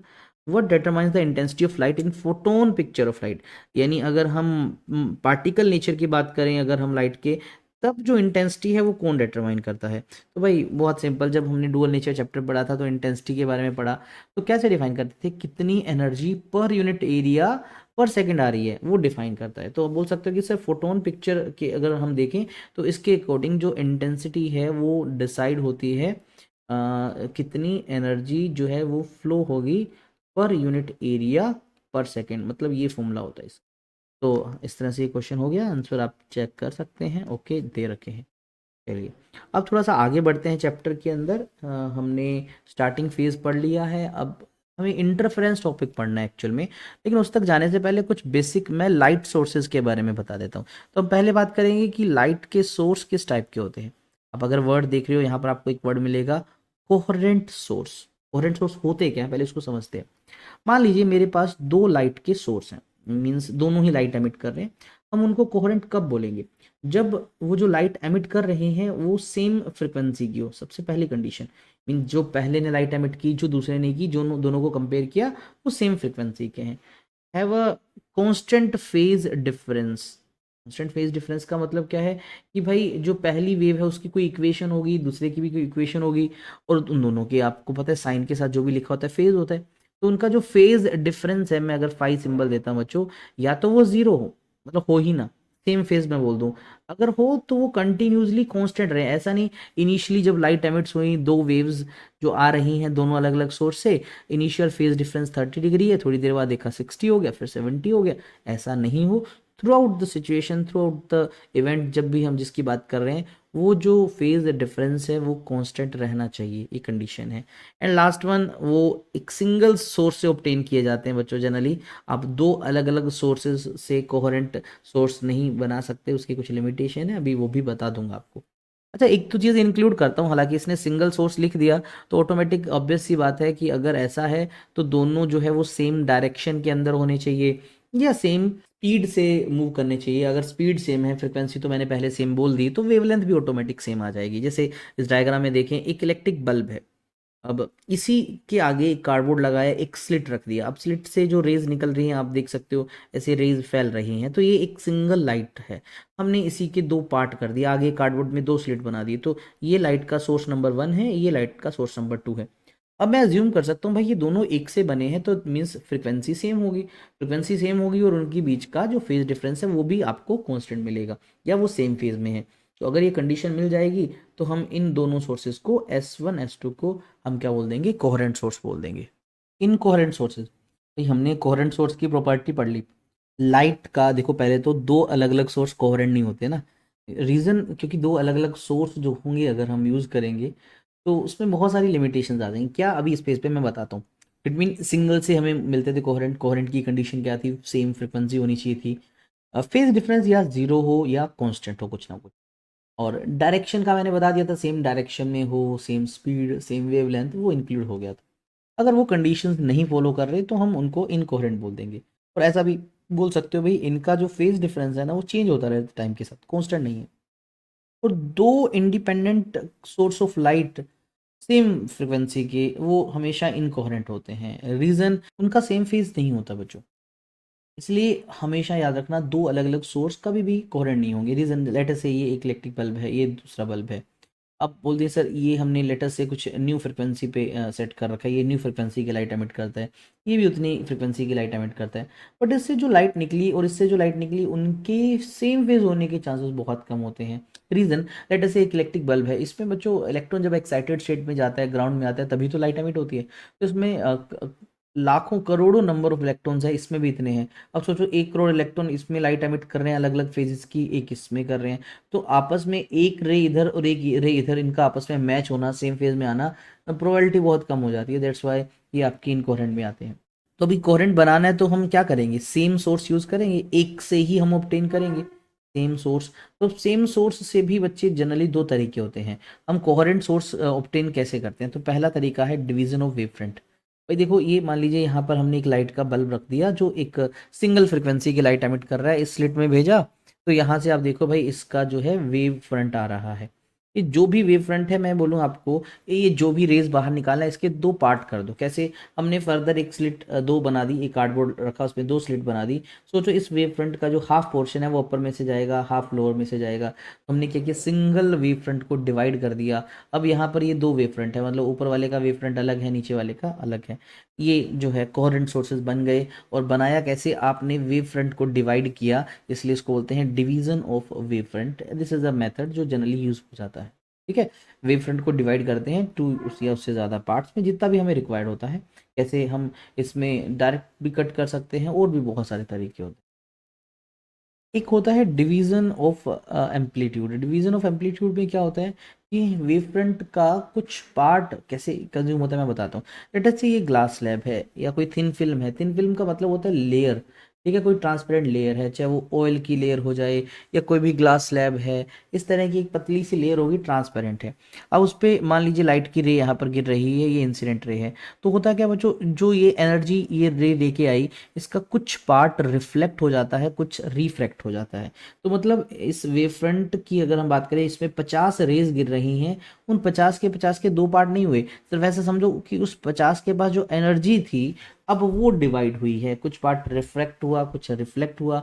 अब ये रिफ्लेक्टेड ऊपर चली गई, ये अंदर रिफ्रैक्ट हुई। अब इसके फर्दर यहाँ डिवीजन हुआ किसका, एनर्जी का।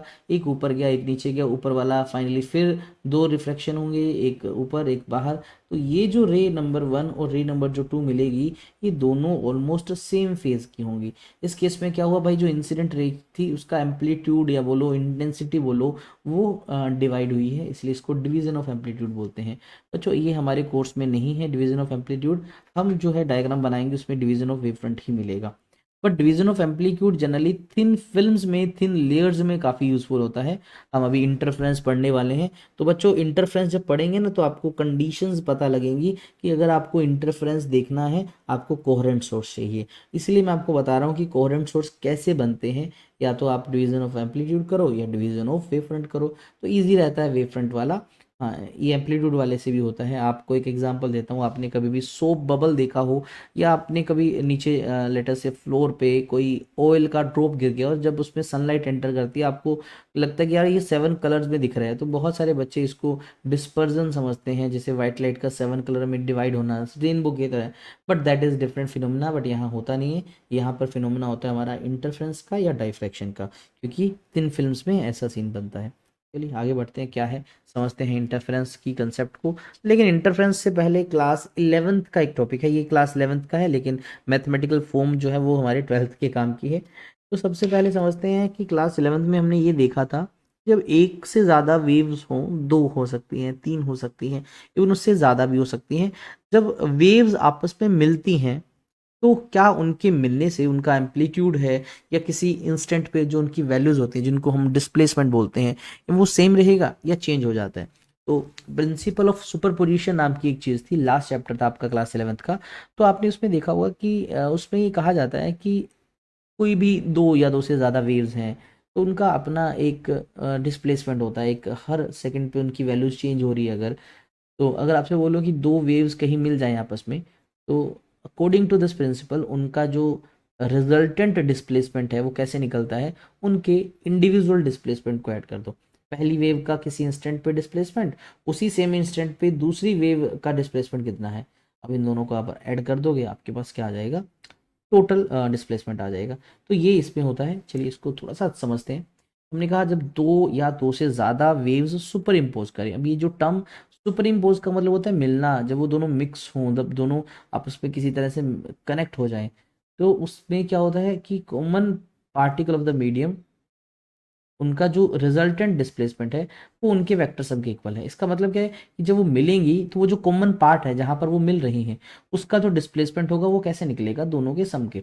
एक सिंपल एग्जांपल से बताता हूँ। मान लीजिए एक पार्टिकल है और ये वेव नंबर 1 है। ये मान लीजिए वेव आती है y1, तो ये इस पार्टिकल को 5 मीटर ऊपर, 5 नीचे, 5 ऊपर, 5 नीचे, इस तरह से करवाती है। और मान लीजिए कोई दूसरी वेव है, ये जब इसके पास जाती है बच्चों, ये क्या करती है, ये 3 मीटर ऊपर, 3 मीटर नीचे ऐसे काम करवाती है। ठीक है, इस पार्टिकल तक पहुंचती है। अब मैंने कहा दोनों पार्टिकल्स, दोनों वेव्स को आपने इस पार्टिकल तक पहुंचा दिया, एक्स पार्टिकल तक। क्या करेंगे अब, डिपेंड करता है ना ये पहुंची कैसे है। लेटर से इसमें भी अभी ऊपर जाने वाला पार्ट पहुंचा, इसका भी ऊपर जाने वाला पहुंचा। ये बोलेगा 5 ऊपर जाए, ये बोलेगा 3, तो ओवरऑल बेचारा क्या करेगा, 8 मीटर ऊपर, 8 मीटर नीचे, 8 मीटर ऊपर, ऐसे चलेगा। और मान लीजिए आपसे बोलता हूँ कि भाई इसका 5 मीटर वाला पार्ट ऊपर वाला चल रहा था, लेकिन इसका नीचे वाला आ गया 3 मीटर, तो शायद ये 2 मीटर ऊपर, 2 मीटर नीचे, इस तरह से ये करेगा। तो ये जो कॉमन पार्टिकल है, ये इसका जो डिस्प्लेसमेंट है, ये कौन डिसाइड करेगा, इन दोनों का डिस्प्लेसमेंट। अगर इसका डिस्प्लेसमेंट y है, तो वो किसके इक्वल होगा, y1 प्लस y2 के। अब इंडिविजुअल डिस्प्लेसमेंट को ऐड करके टोटल डिस्प्लेसमेंट निकाल सकते। ग्राफ वाइज देखिए तो बहुत इजी है। मान लीजिए पहली वेव है, ये हमारा पहला डिस्प्लेसमेंट है, ये दूसरा है। अगर दोनों सेम फेज में आ गए, देखिए अगर ये भी अपर है तो ये भी अपर हमने बनाया, तो दोनों ऐड होगी, इनका रिजल्ट बढ़ जाएगा, ये हो जाएगा। लेटर से ये हमारा y1 है और ये हमारा y2 है, तो जो टोटल है आप देख सकते हैं ये y1 प्लस y2 होगा। वहीं ऐसा भी हो सकता है कि एक का ज़्यादा है दूसरा अपोजिट फेज में हो, तो लेटर से ये प्लस का 5 है और ये मान लीजिए 3 है नीचे तो माइनस का, तो रिजल्टेंट आपका ये डॉटेड लाइन मिलेगी क्या, प्लस का 2 वाला, ये आपको रिजल्टेंट मिलेगा। तो कुछ भी पेज पॉसिबल है सुपर पोजिशन में। आपका इस तरह का भी हो सकता है, इस तरह का भी हो सकता है। अब इस तरह में आप देखो तो जनरली चीज़ें ऐड हो रही हैं, कुछ बढ़ रहा है, और यहाँ पर सब्ट्रैक्ट हो रहा है, चीज़ कम हो रही है। ये कुछ कंस्ट्रक्टिव सा सीन लग रहा है, ये कुछ डिस्ट्रक्टिव सा सीन लग रहा है। तो ये टर्म्स अब यूज़ होंगी, आपको धीरे धीरे समझ आ जाएगा। अब भाई जब लाइट की वेव्स आपस में सुपर इम्पोज करती हैं, मिलती हैं, उससे होगा क्या भाई, क्यों वेव्स को हमने मिलाना है? तो आपको बता दूं, वेव्स के मिलने से लगभग 3 मेन फिनोमिनाज होते हैं। एक आता है concept of stationery waves, class 11th में सुना होगा, पढ़ा होगा, है ना। दूसरा होता है आपका कॉन्सेप्ट ऑफ बीट्स, और तीसरा होता है कॉन्सेप्ट ऑफ इंटरफेरेंस। ये तीनों चीज़ आप देख रहे हो, these three are the application of principle of superposition. कि रियल लाइफ में, नेचर में कहीं जब प्रिंसिपल ऑफ सुपरपोजिशन हम अप्लाई करें, दो या दो से ज़्यादा वेव्स जब मिलती हैं, उनके मिलने से ये तीन फिनोमिनाइज ही बनते हैं। देखिए फर्स्ट एग्जांपल की बात करें, क्लास 11th का है, हमें फर्स्ट सेकंड को नहीं डिस्कस करना, हमारा तीसरा जो पॉइंट है वो मेन है। बट अगर आपको बोलूँ कि दो वेव हैं, एक लेफ्ट से राइट आ रहा है तो दूसरा राइट से लेफ्ट आ रहा है, मीन्स दोनों अपोजिट डायरेक्शन में आमने सामने से आ रही हैं, same speed, same wavelength, same frequency, phase difference जो है वो भी सेम है या कांस्टेंट है।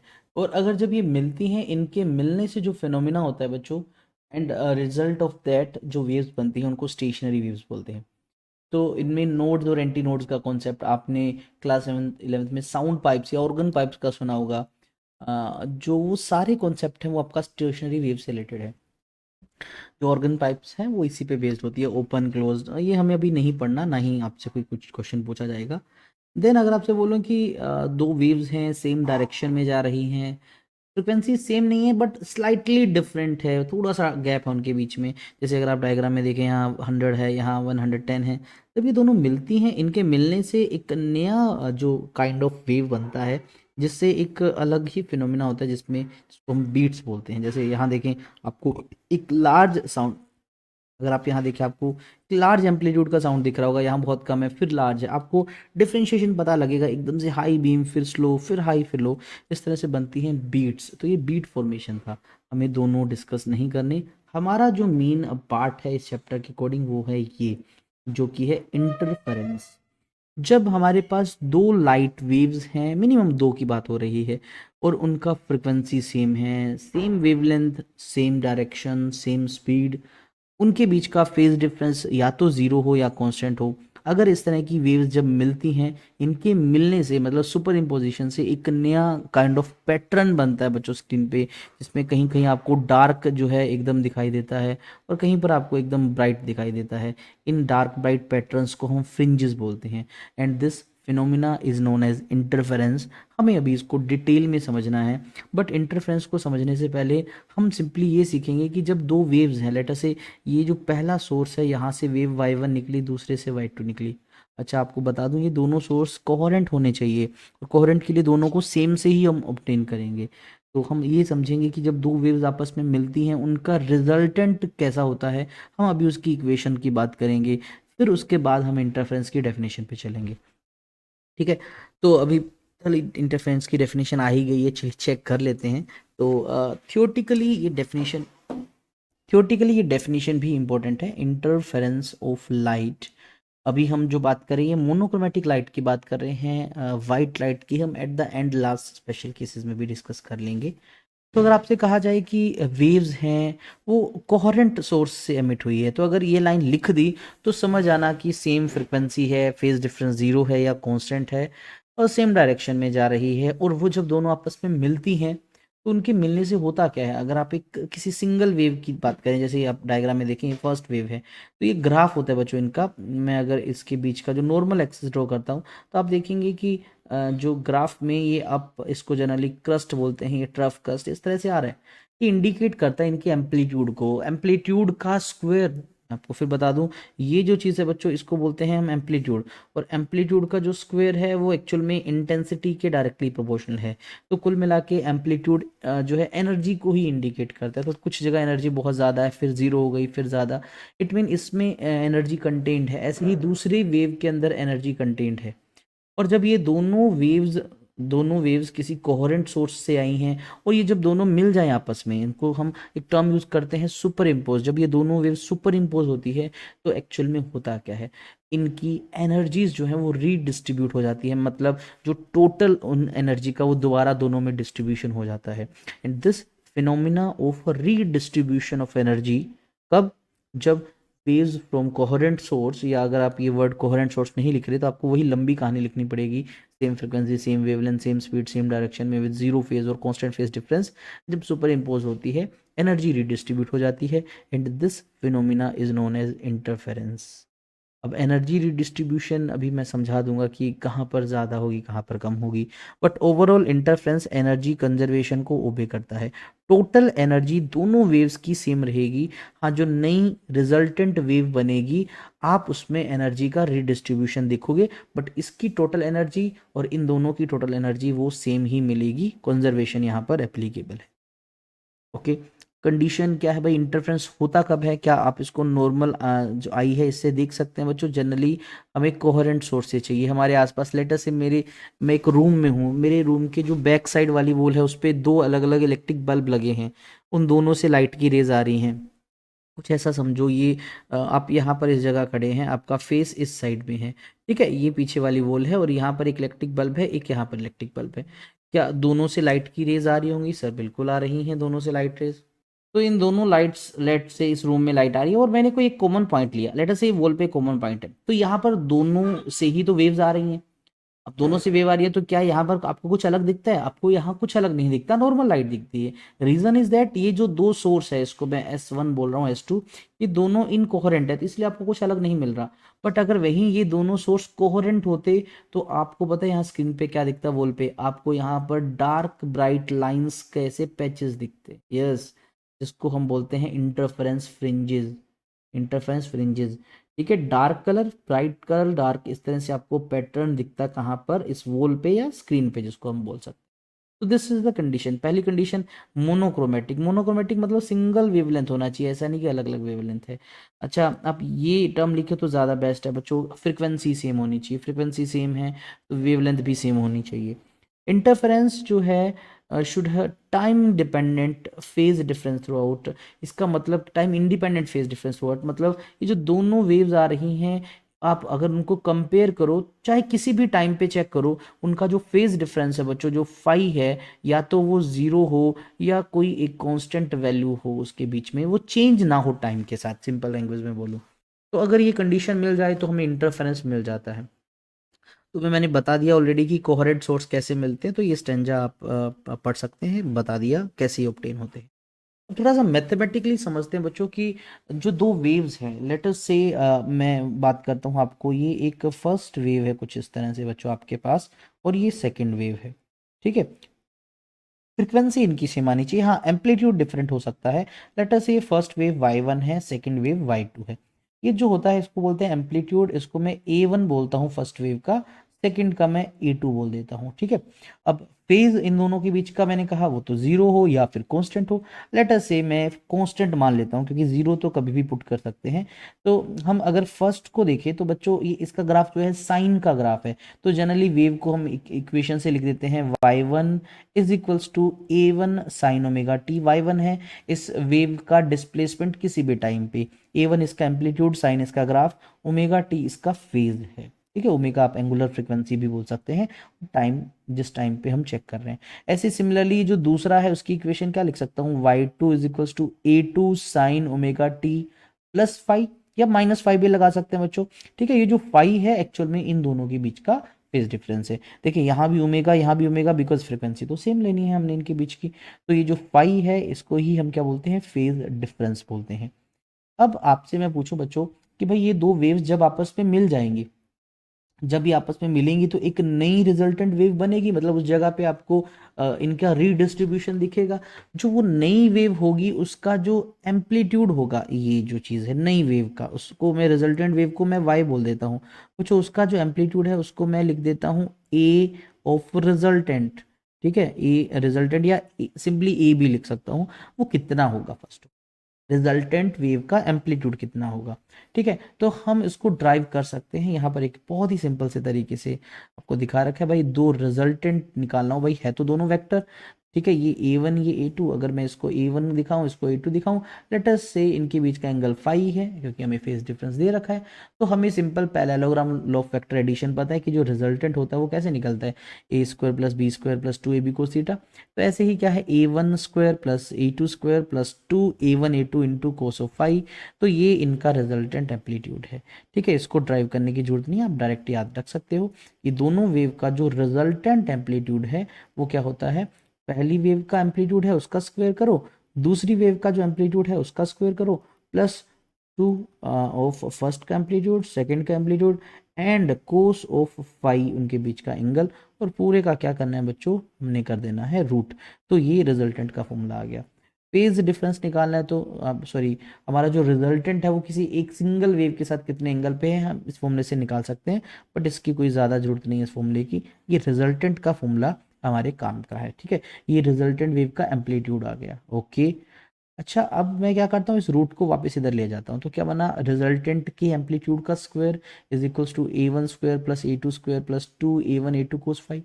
आपको याद होगा थोड़ी देर पहले मैं आपको बता रहा था कि किसी भी वेव की जो इंटेंसिटी है वो डायरेक्टली प्रोपोर्शनल होती है बच्चों, किसके, उसके एम्पलीट्यूड के स्क्वायर के। बिल्कुल सर। तो अगर मैं बोलूँ फर्स्ट वेव का एम्पलीट्यूड तो a1 है, तो अगर मैं इसका स्क्वायर करूँ तो ये फर्स्ट वेव की इंटेंसिटी के डायरेक्टली प्रोपोर्शनल होगा। यस, तो क्या मैं i1 को प्रोपोर्शनलिटी हटा दूँ तो कांस्टेंट लगा दूँ के, तो के a1 स्क्वायर लिख सकता हूँ।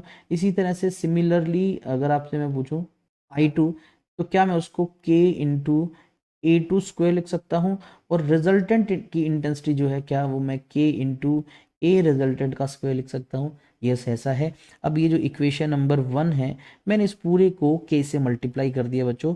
तो आप ऐसे भी लिख सकते हो इसको, k इंटू ए रिजल्टेंट का square is equals to k into a1 square plus k into a2 square, बन गया 2k। जो इसके साथ k है मैं उसको दो बार लिख रहा हूँ ऐसे, रूट के a1 के साथ और रूट के a2 के साथ, दोनों के साथ लिख दिया। कोस ऑफ फाई, फाई लिखूं या डेल्टा फाई लिखूं कोई बात नहीं, डेल्टा इसलिए लगा दिया ताकि डिफरेंस को इंडिकेट करने के लिए माइंड में, इसीलिए। अब इन सब की वैल्यूज पुट कर दो बच्चों। ये है हमारे पास रिजल्टेंट की इंटेंसिटी, ये है फर्स्ट की इंटेंसिटी, ये है सेकंड की इंटेंसिटी। ठीक है, प्लस टू, इस चीज़ को क्या लिखा जा सकता है, रूट ऑफ i1 लिख सकता हूँ मैं, इसको रूट ऑफ i2 लिख सकता हूँ इनटू में कोस ऑफ फाई। तो ये हमारे पास इंटेंसिटी का रिजल्टेंट का फॉर्मूला आ जाता है। ये फॉर्मूला याद होना चाहिए, बहुत इंपॉर्टेंट है। ये क्या इंडिकेट करता है पहले समझ लीजिए बच्चों। जब दो वेव्स जो हैं आपके पास, ठीक है, y1 और y2, ये दोनों जब मिलती हैं, इनके मिलने से एक नई वेव बनेगी बच्चों। उस नई वेव का एम्पलीट्यूड निकालना है तो ये फॉर्मूला लगाओ, और अगर इंटेंसिटी की टर्म में पूछ ले तो नई वेव की इंटेंसिटी ये है। यहाँ पर i1 पहली वेव की इंटेंसिटी है, ये दूसरे की, और ये इस तरह से फॉर्मूला लिख सकते हो। और अगर आपको एम्पलीट्यूड पता हो तो आप उससे इंटेंसिटी निकाल सकते हैं, क्योंकि हम ये रिलेशन जो है जानते हैं।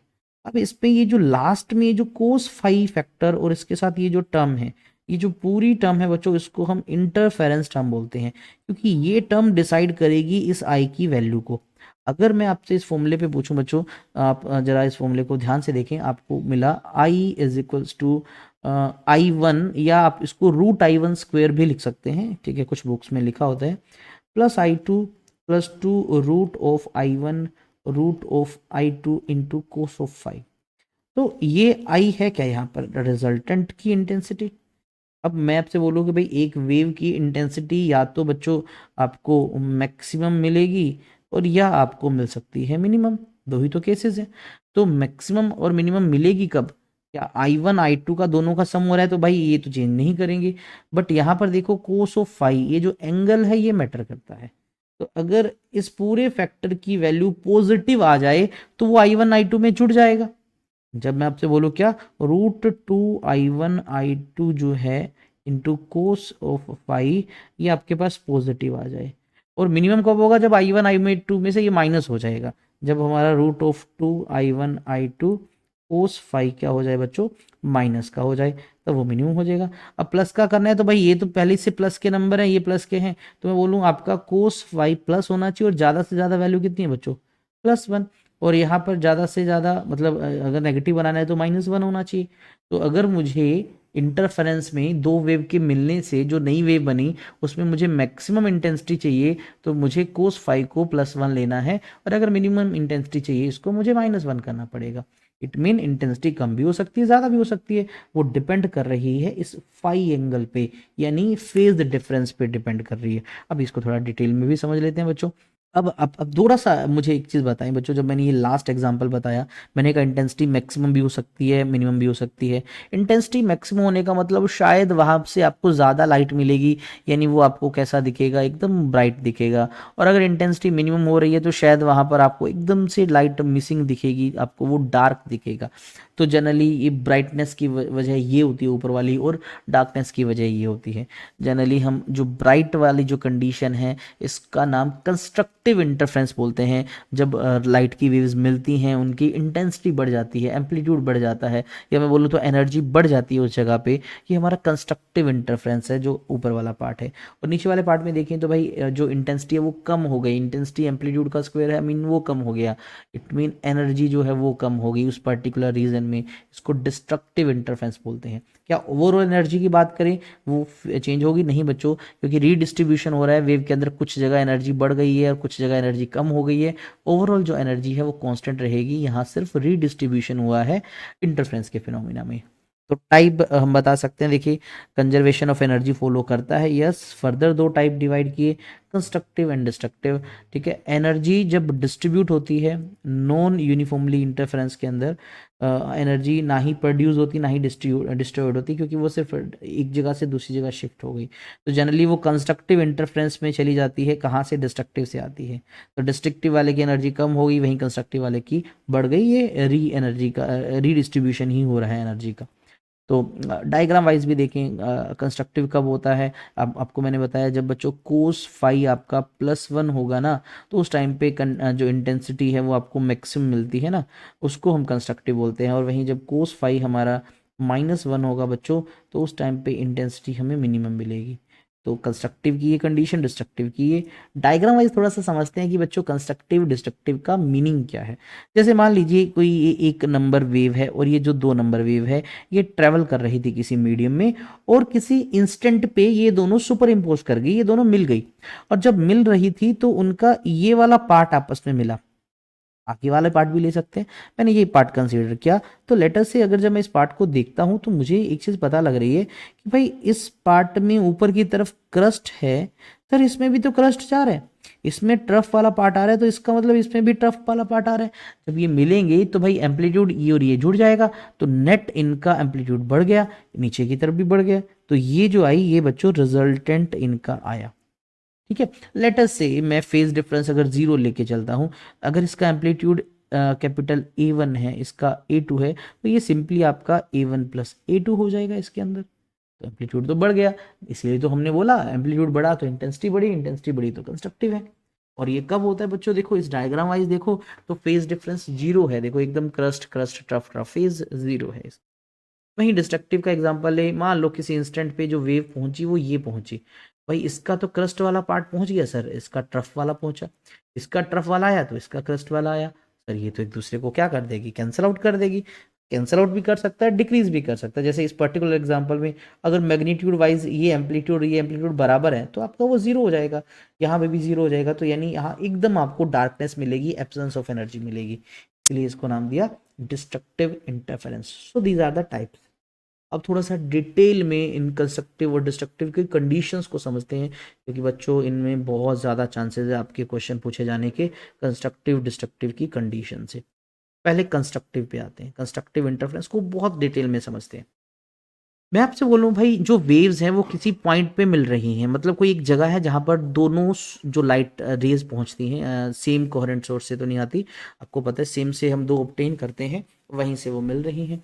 लेकिन कंडीशन सारी लगानी है भाई, सेम फेज हो, या ज़ीरो हो या कांस्टेंट रहे, ठीक है, और फ्रीक्वेंसी सेम है, सेम डायरेक्शन में है, ये सब कंडीशन हो गई। अब इंटरफेरेंस भी हो गया। तो अगर मुझे कंस्ट्रक्टिव इंटरफेरेंस चाहिए तो वहाँ पर मुझे मैक्सिमम लाइट चाहिए। मैक्सिमम लाइट का मतलब वहाँ पर इंटेंसिटी भी बच्चों मैक्सिमम होनी चाहिए। और ये होता कब है? जब होता है हमारा cos phi plus one. Yes और नो? बिल्कुल सर। अच्छा, ये कंडीशन है कि जब इंटेंसिटी मैक्सिमम होगी। अच्छा, होगी कितनी, मैं आपसे पूछ रहा हूँ। तो भाई इंटेंसिटी का जो फॉर्मूला होता है वो होता है I1 plus I2 plus two root I1 root I2, और कोस फाई तो हमारा 1 बन गया। तो क्या मैं इसको I इज इक्वल्स टू इसको root I1 square plus root I2 square plus two root I1 I2, तो ये तो हमारा फॉर्मूला बन गया sir, root I1 plus root I2 का होल स्क्वायर। तो ये हमारे पास क्या होती है बच्चों? मैक्सिमम इंटेंसिटी होती है। तो आपसे पूछ रहे मैक्सिमम इंटेंसिटी होती कितनी है? तो root I1 plus root I2 का whole square, this is the value. होती कब है?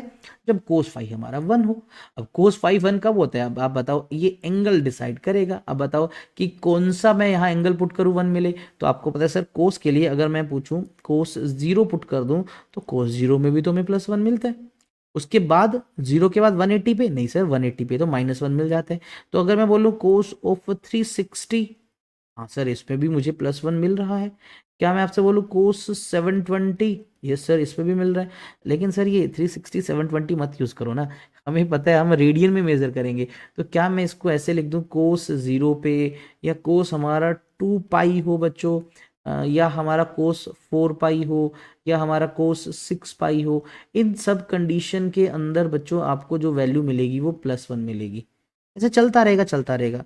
तो एक जनरल इक्वेशन बोलूं कि ये जो हमारा फाई एंगल है, फेज डिफरेंस, या तो 0 हो या 2 पाई 4 पाई 6 पाई, आप अगर नंबर्स को चेक करो ये सारे इवन नंबर आ रहे हैं। तो क्या मैं एक जनरल इक्वेशन बना दूं? तो मैं लिख देता हूं 2n टाइम्स पाई के, ये कंडीशन लिखती। 2n टाइम्स, यहाँ n क्या है? n हमारा 0 से स्टार्ट करना है, 1 2 3 कितना भी चलाते रहो। अब अगर 0 पुट करोगे तो हमारा ये पहला एंगल आ गया। 1 पुट करोगे तो 2 multiply by 1 into pi 2 pi. 2 put करोगे तो 4 पाई, 3 करोगे तो 6 पाई। ये सारे एंगल इस जनरल फॉर्मूला के अंदर इंक्लूड हो जाते हैं। यानी अगर दो वेव्स का फेज डिफरेंस जो है वो इवन मल्टीपल होता है पाई का, तो हमें हमेशा कंस्ट्रक्टिव ही मिलेगी। कंस्ट्रक्टिव मिलने का मतलब इंटेंसिटी मैक्सिमम, एम्पलीट्यूड भी हमारे पास क्या होगा बच्चों? मैक्सिमम होगा। कितना होगा ये भी तुम फॉर्मूले से बता सकते हो, तुम्हें मैंने पहले फॉर्मूला लिखवा दिया था। क्लियर? ये समझ आ गया फेज डिफरेंस कितना होना चाहिए? 2n पाई। अब दूसरा बच्चों क्या है, आपने क्लास 11th में शायद पाथ डिफरेंस नाम की चीज भी पढ़ी होगी। पाथ क्या होता है? एक्चुअल में डिस्टेंस ट्रेवल्ड। अब दो वेव के बीच में अगर फेज डिफरेंस है तो उनकी पाथ के बीच में भी डिफरेंस होता है। तो एक फॉर्मूला होता है बच्चों पाथ डिफरेंस और फेज डिफरेंस का। आप अगर आपको कोई एक चीज पता है, आप दूसरा निकाल सकते हो। मैं वो लिख देता हूँ, आप याद कर लेना। पाथ डिफरेंस अगर आपको निकालना हो तो क्या कीजिए बच्चों, जो भी आपको फेज डिफरेंस गिवन होता है क्वेश्चन में, उसको मल्टीप्लाई करना है किससे? λ/2 पाई से। इसे मल्टीप्लाई करना है λ/2 पाई से। अगर आप ऐसे मल्टीप्लाई कर देते हो, आपके पास आ जाता है पाथ डिफरेंस। अब हमें फर्स्ट सिचुएशन में पाथ फेज डिफरेंस कितना दे रखा है? 2n/पाई। तो मैंने इसको मल्टीप्लाई कर दिया बच्चों किससे? λ/2 पाई के साथ। जो भी आएगा उसको मैं क्या बोलूँगा? Path difference. पाथ डिफरेंस को डेल्टा से लिख रखा है, आप डेल्टा एक्स से लिख दो, थोड़ा सा याद रहने में इजी है। तो 2 से 2 कैंसिल, पाई से पाई कैंसिल, हमारे पास क्या आएगा? n लेमडा आ जाएगा। ठीक है, तो मैं बोल सकता हूँ कि जो पाथ डिफरेंस है वो n लेमडा होना चाहिए। यानी वो आपका सिंपल इंटीजर मल्टीपल है लेमडा का। अगर आप लेमडा वाइज देखोगे तो मैं बोल सकता हूँ सिंपल इंटीजर मल्टीपल है लेमडा का यहाँ पर। और n की वैल्यू वही हमारी 0 1 2 3 4 जो हमने ऊपर लिखी थी। बट क्या मैं इसको ऐसे भी लिख सकता हूँ कि ये जो है इवन मल्टीपल ही है, लेकिन किसका बच्चों? λ/2 का। हाँ, मैं ऐसे भी तो बोल सकता हूँ, क्योंकि उसमें भी मैं इवन मल्टीपल याद रख रहा हूँ, इसमें भी इवन मल्टीपल याद रह जाएगा। तो चाहे ये याद करो चाहे ये याद करो, वो आपकी मर्जी है बच्चों। ठीक है, ये या ये दोनों ही सही है। तो अगर पाथ डिफरेंस इतना हो तब भी हमारा कंस्ट्रक्टिव होता है। मैं कुछ एग्जांपल लेता हूँ। लेट अस से दो वेव्स का जो पाथ डिफरेंस है, अगर वो λ/2 है, इतना है सिर्फ, तो अगर इसके आगे कुछ नहीं है तो इसका मतलब उसके 1 मल्टीपल हुआ। सर ये तो आपका ओड मल्टीपल में आ गया, तो कंस्ट्रक्टिव नहीं होगा। अगर मैं बोलूँ कि भाई जो पाथ डिफरेंस है वो लेमडा है, तो क्या मैं लेमडा को 2 मल्टीप्लाई बाय लेमडा बाय 2 लिख सकता हूँ? सर यस, इवन मल्टीपल आ गया, पक्का ही कंस्ट्रक्टिव होगा। तो आप पाथ डिफरेंस देख के बता सकते हो कंस्ट्रक्टिव होगा या डिस्ट्रक्टिव होगा। मैं थोड़ा सा ग्राफिकली आपको टच करने की कोशिश करता हूँ इन चीज़ों को। मान लीजिए एक ग्राफ कुछ इस तरह का बन रहा है और कहीं दूसरा जो ग्राफ है वो ऐसे बना हुआ है। मैं अलग अलग सिचुएशन दिखाता हूँ। और दूसरी जगह मान लीजिए ये ग्राफ एक इस तरह से है और दूसरा जो ग्राफ है वो आपको इस तरह से दे रखा है। एंड थर्ड केस में इस तरह से आपको दे रखा है। अब अगर इन दोनों को कंपेयर करो बच्चों, तो आप देखेंगे कि भाई ये ज़ीरो, ये ऊपर जा रहा है, भाई ये भी ऊपर जा रहा है, एकदम सेम फेज में है, तो इनका शायद फेज डिफरेंस है ही नहीं। और पाथ भाई देखो जितना लेंथ इसका है 0 से इतना ही उसका है, तो पाथ डिफरेंस भी नहीं है। तो पक्का आपको इस केस में एम्पलीट्यूड और इंटेंसिटी दोनों मैक्सिमम मिलने वाली है, ये आपका कंस्ट्रक्टिव ही है। ये दूसरा एग्जांपल देखें तो मैं देखता हूँ सर इसमें ये एक साइकिल और ये एक साइकिल, उसके बाद तो ये सेम है, ये पूरा एक साइकिल का डिफरेंस है। और एक साइकिल को एंगल वाइज कन्वर्ट करते हो तो इसको तुम 2 पाई बोलते हो। और अगर मैं तुमसे डिस्टेंस वाइज देखूं तो ये जो डिस्टेंस हुआ बच्चों वो एक वेव की लेंथ है, यानी वो लेमडा है, या इसको मैं बोल दूं 2 टाइम्स लेमडा बाई 2 है। तो भाई अगर ये कंडीशन होती है तो आपको पता आई और ए क्या होते हैं, मैक्सिमम होते हैं, तो यानी कंस्ट्रक्टिव की कंडीशन है। और सीधा देखो भाई क्रस्ट से क्रस्ट, ट्रफ से ट्रफ, ये मिल रहा है, मैच कर रहा है, क्योंकि इतने डिस्टेंस के बाद वापस क्रस्ट क्रस्ट ट्रफ ट्रफ आता है, इतने डिस्टेंस के बाद या इतने एंगल के बाद। यहाँ देखो, यहाँ 2 वेव जब कंप्लीट हुई ये स्टार्ट हुई, देखो crust crust trough trough crust crust, होगा कंस्ट्रक्टिव। लेकिन डिफरेंस की बात करें तो यहाँ पर आपको पूरे 2 वेव्स का डिफरेंस दिख रहा है। तो अगर आप इसको एंगल वाइज बोलते हो तो 4 पाई बोलते हो, और डिस्टेंस वाइज देखो तो बच्चों लेमडा और लेमडा, पाथ कितना हुआ 2 लेमडा का, ठीक है। तो क्या मैं इसको 4 टाइम्स लेमडा बाई 2 लिख सकता हूँ? यस, आपका इवन नंबर ही आ रहा है, तो इसका मतलब ए और आई आपका मैक्सिमम होगा और आपको कंस्ट्रक्टिव इंटरफेरेंस ही मिलेगा। क्लियर? ऐसा क्यों बताया भाई बच्चों? मैं अगर पूरा अगर आपको बताऊं एंगल्स का सिर्फ लिखता हूं तो 0, 2 पाई, 4 पाई, 6 पाई, 8 पाई, आप ये चलते जो लिखते रहो लिखते रहो लिखते रहो।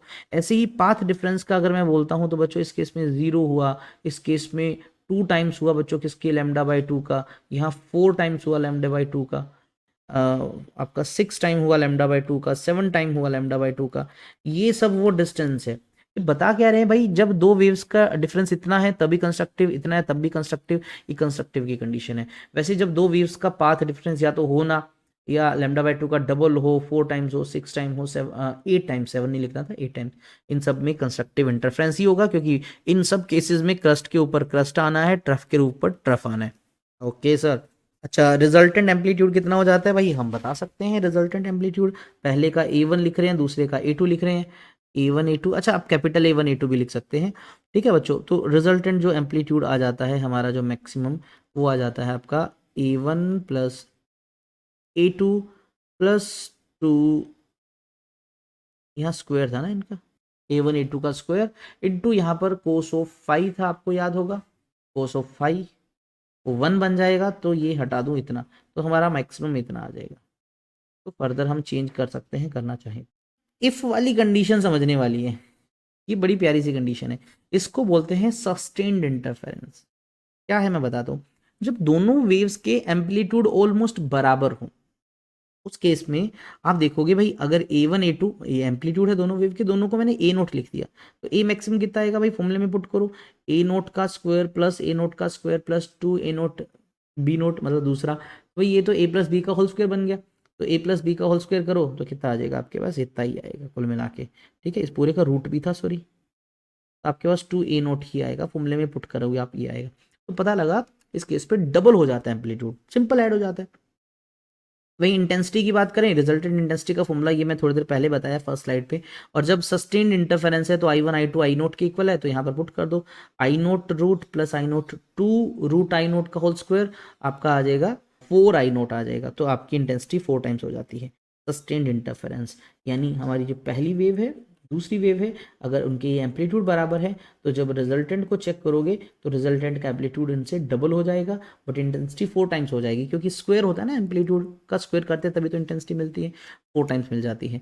ये सस्टेन्ड इंटरफेरेंस की कंडीशन होती है। अब सस्टेन्ड इंटरफेरेंस क्यों बोलते हैं, इसका रीज़न डिस्ट्रक्टिव को पढ़ने के बाद बताऊंगा आपको। अब कंडीशन डिस्ट्रक्टिव की बिल्कुल उसके जब जस्ट अपोजिट है, हम सीख चुके हैं।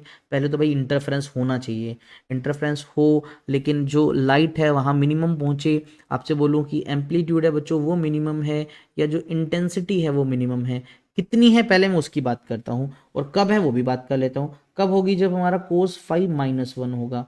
कितनी इंटेंसिटी मिनिमम होगी? वो हमारी मिनिमम वैल्यू आएगी हमारा, आपको याद होगा, I1 + I2 +2 I1 I2। कोस 5 की वैल्यू -1 पुट करनी है, तो इसको √i², इसको मैं चेंज कर देता हूँ, √I1² plus √I2² -2 I1 I2। ये रूट था ना बच्चों, यहाँ रूट था, ओके। ये आ गया, तो ये a+b² + b² - 2ab, यानी इसको मैं लिख सकता हूँ √I1 - √I2 का होल स्क्वायर। तो ये हमारे पास इंटेंसिटी आ जाती है बच्चों, ये मिनिमम इंटेंसिटी होती है। तो यानी जब डिस्ट्रक्टिव इंटरफेरेंस होता है तो इंटेंसिटी इतनी हो जाती है।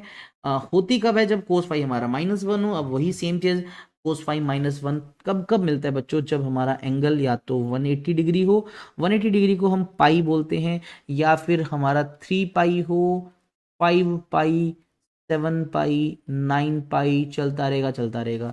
अगर यहाँ कॉमन चीज़ देखो तो सब ये ओड नंबर हैं, आपके पाई के मल्टीपल में है, या तो 1 से मल्टीप्लाई करो, या आप उसको 3 से, 5 से, 7 से, 9 से, ऐसे जनरल फॉर्म लिखें इसकी, तो ये हमारा बना 2n-1 मल्टीप्लाई बाई पाई। ये हमारा फेज डिफरेंस है। यहाँ n की वैल्यू बच्चों 1 से स्टार्ट करनी है, ये चीज़ ध्यान रखना, 1 से। अगर कुछ बुक्स में आप देखें तो यहाँ 2n+1 लिखा होगा, अगर यहाँ +1 लिखा है तो n की वैल्यू 0 से पुट करना, और अगर -1 लिखा है तो 1 से, तो आप -1 वाला ही याद रखें, क्योंकि हम 0 नंबर जनरली कंस्ट्रक्टिव के लिए वहाँ रिजर्व कर देते हैं। और वहीं पाथ डिफरेंस अगर मुझे बताना है तो मैंने आपको सिखाया था कि जो भी फेज डिफरेंस गिवन होता है उसको λ/2 से मल्टीप्लाई कर दो। तो मैं यहाँ करता हूँ 2n-1 इंटू पाई को मल्टीप्लाई करना है λ/2 से। पाई से पाई कैंसिल हुआ, तो मुझे सिंपली पता लगा 2n-1 टाइम्स किसका? λ/2 का। और ये आपका एक ओड नंबर है, यानी अगर आप λ/2 का ओड नंबर लेते हो, जैसे 1 से मल्टीप्लाई कर दूं इसको, या मैं इसको 3 से मल्टीप्लाई कर देता हूँ, या मैं इसको 5 से करूँगा, तो इन सब सिचुएशन में आपको डिस्ट्रक्टिव इंटरफेरेंस मिलने वाला है। इंटेंसिटी कम, एम्पलीट्यूड कम, डार्कनेस मिलेगी, वहाँ पर मिनिमम लाइट पहुँचेगी वहाँ पर। तो ये सब डिस्ट्रक्टिव की कंडीशन आ गई। एम्पलीट्यूड का बता दिया कि इसमें रिजल्टेंट में बच्चों कम हो जाता है। अगर सस्टेन्ड इंटरफेरेंस है, यानी दोनों वेव्स के एम्पलीट्यूड बराबर है, तो टोटल एम्पलीट्यूड 0 हो जाता है। लॉजिकली सोचो बच्चों, एक वेव ये है, एक वेव कुछ इस तरह से है, जितना ये ऊपर है उतना ये नीचे है, तो रिजल्टेंट तो सच में 0 ही तो आएगा, क्योंकि कैंसिल आउट कर देंगे। और वहीं रिजल्टेंट इंटेंसिटी की बात करेंगे बच्चों, वो भी 0 होने वाली है, क्योंकि इस फॉर्मूले में पुट करें। ये फॉर्मूला कहाँ से आया अभी मैंने थोड़ी देर पहले बताया था, ये यहाँ से आप देख सकते हैं। तो दोनों की वैल्यूज पुट करो, इक्वल है तो वो 0 हो जाएगा, तो इंटेंसिटी 0 हो जाती है। एक बहुत अच्छी चीज़ पता लगी बच्चों, जहाँ पर कंस्ट्रक्टिव हुआ तो वहाँ इंटेंसिटी 4 टाइम्स हो गई थी, और जहाँ पर डिस्ट्रक्टिव हुआ तो वहाँ इंटेंसिटी 0 हो गई। तो सोचो, देखो इंटेंसिटी कैसे रीडिस्ट्रीब्यूट हो रही है, क्योंकि इंटेंसिटी एनर्जी को तो इंडिकेट कर रही है, कहीं पर तो 0, कहीं पर तो 4 टाइम्स। तो इस तरह का आपको वहाँ पर डिफरेंस मिलता है। 0 वाली जगहों को हमने डिस्ट्रक्टिव इंटरफेरेंस बोला, 4 टाइम्स जहाँ हुआ है वहाँ हमने उनको कंस्ट्रक्टिव का नाम दिया। आई थिंक सो ये तुम्हें क्लियर होगा। थोड़ा सा मैं ग्राफिकली इसको समझाना चाहता हूँ कि ये सिचुएशन शायद दिखती कैसे होगी। तो अगर ये मान लीजिए एक हमारा वेव है, और दूसरा वेव लेटर से कुछ इस तरह से है हमारा, ठीक है। और भी एग्जांपल ले लेते हैं इसके। मान लीजिए ये मैं कुछ एग्जांपल से थोड़ा सा कनेक्ट करने की कोशिश कर रहा हूँ आपको, कि ये वेव कुछ इस तरह से मिली, हाफ साइकिल के बाद ये ऐसे मिलता है, मतलब यहाँ पर ये इंस्टेंट है इनके मिलने का। अब देखो यहाँ पर तो बच्चों ट्रफ है, यहाँ पर क्रस्ट है, तो क्या होगा? कंस्ट्रक्टिव तो नहीं होगा, डिस्ट्रक्टिव होगा। क्या होगा? बड़े में से छोटा माइनस कर देना, इक्वल है तो 0 भी हो सकता है, ठीक है। इस तरह से वेव बन जाएगी। और यहाँ पर ये डिफरेंस कितना है? हाफ साइकिल का। एंगल वाइज बोलते हैं तो बच्चों हाफ साइकिल को पाई बोलते हैं, और अगर इसको डिस्टेंस वाइज देखते हो तो बच्चों ये वेव का हाफ है, λ/2 बोलते हैं। तो दोनों में डिस्ट्रक्टिव मिल रहे हैं। यहाँ देखो आप 3 हाफ साइकिल के बाद ये मिल रहा है, अगर लेटर से इस टाइम की मैं बात कर रहा हूँ, तो 3 हाफ साइकिल मतलब 3 पाई एंगल का डिफरेंस हो गया। देखो ये λ/2, λ/2, λ/2, तो 3 टाइम्स λ/2 हो गया आपका। इसी तरह से एंगल वाइज देखो तो 5 एंगल, और डिस्टेंस वाइज देखोगे तो 5 टाइम्स λ/2।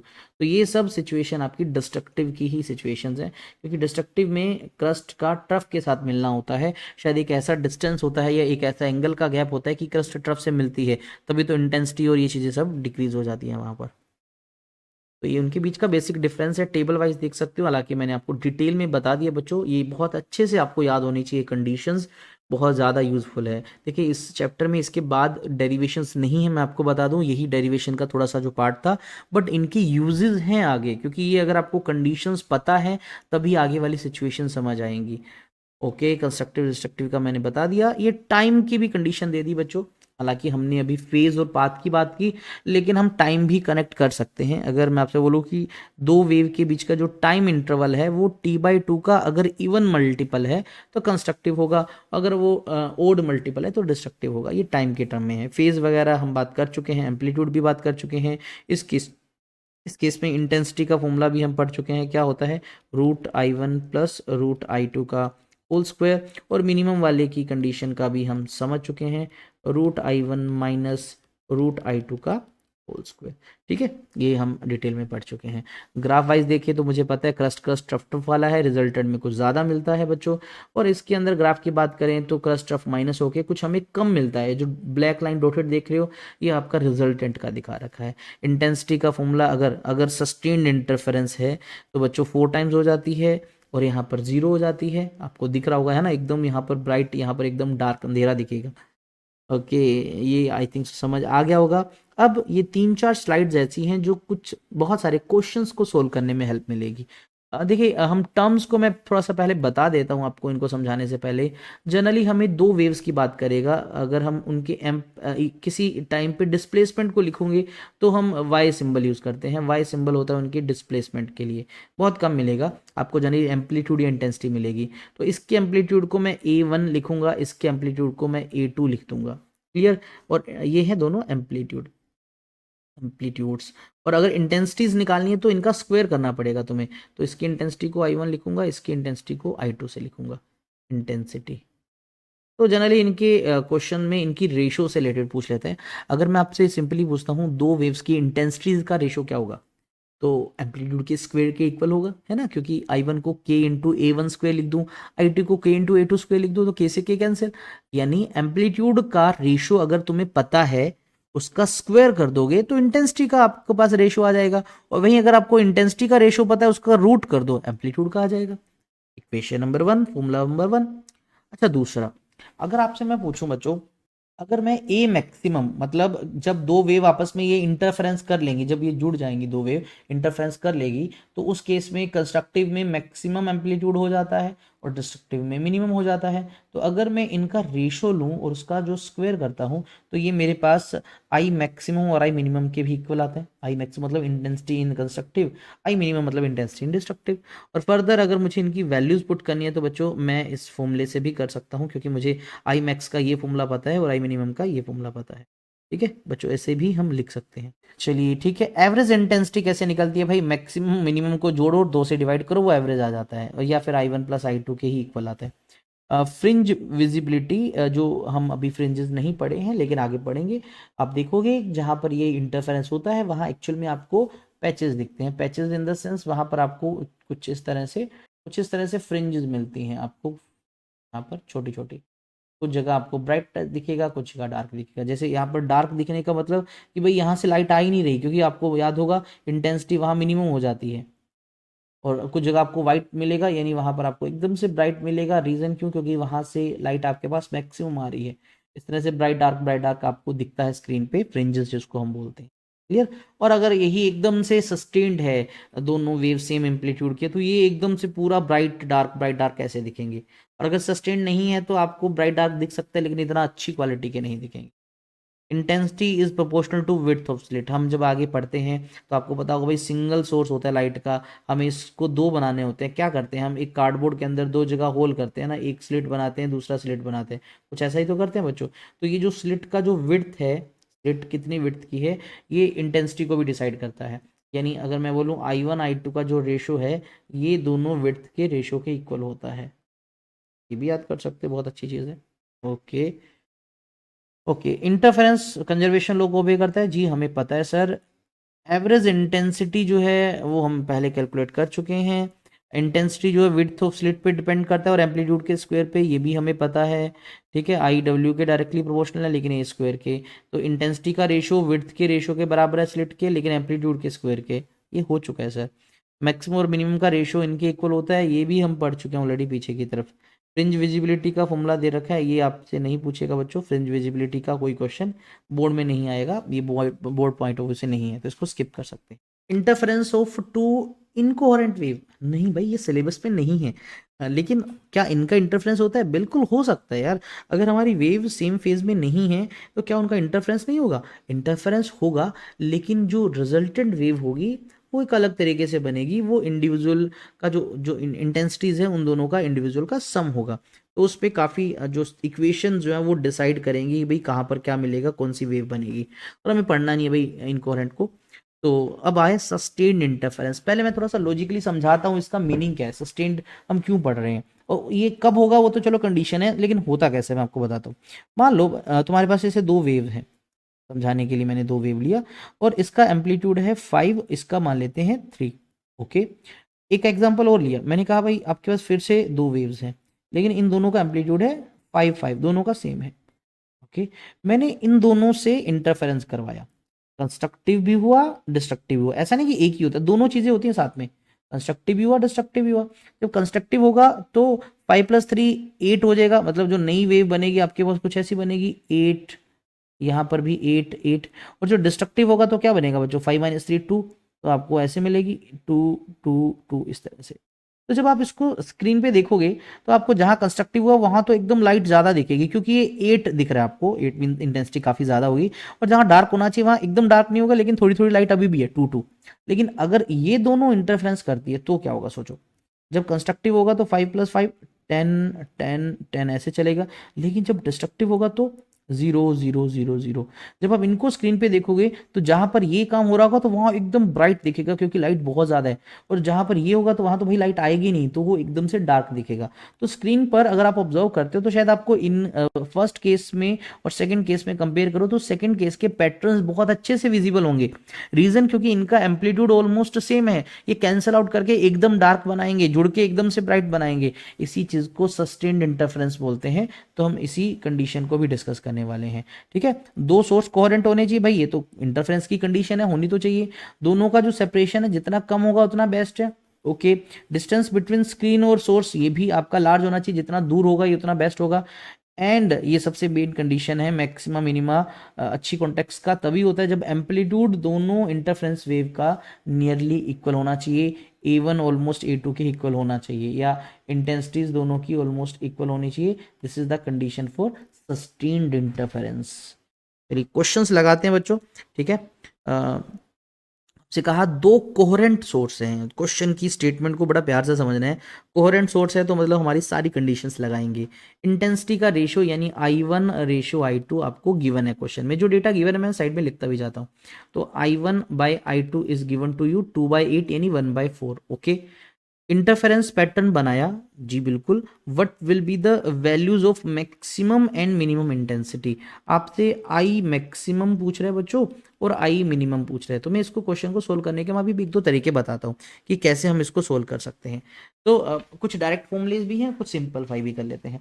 तो आपको I1 I2 क्वेश्चन में गिवन है, आपको पता होगा बच्चों आई मैक्सिमम निकालने के लिए मुझे क्या करना पड़ता है, हम एक फॉर्मूला यूज करना पड़ता है, क्या, √I1 + √I2 का होल स्क्वायर। बिल्कुल, और अगर मुझे आई मिनिमम चाहिए तो क्या करना है, मुझे इसके बीच में माइनस का साइन लगाना है, और √I1 - √I2 का होल स्क्वायर, मुझे यही करना पड़ेगा। बिल्कुल, अब इसको फर्दर सोल्व कैसे करें सर, ये तो बड़ा कॉम्प्लिकेटेड सा बन गया। अगर मैं इसका रेशो लूँ तो देखो स्क्वायर तो कॉमन आ रहा है, तो यहां से मुझे दिखा √I1 + √I2, ये ऊपर दिखा, डिवाइड में, अभी देखो ये मैं भी आपको समझा रहा हूं इसलिए टाइम लगेगा, अदरवाइज आप करते तो बहुत ही सिंपल बन जाता, ये √I2 होल स्क्वायर। लेकिन सर हमें तो I1/I2 दे रखा है, रूट वाली टर्म्स तो दे नहीं रखी।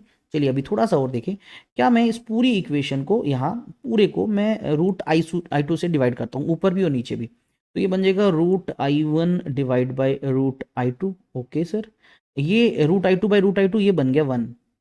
ओके, यहाँ देखिए क्या बनेगा, ये √I1 / √I2, और यहाँ पर आपका बन गया -1 और पूरे का whole square.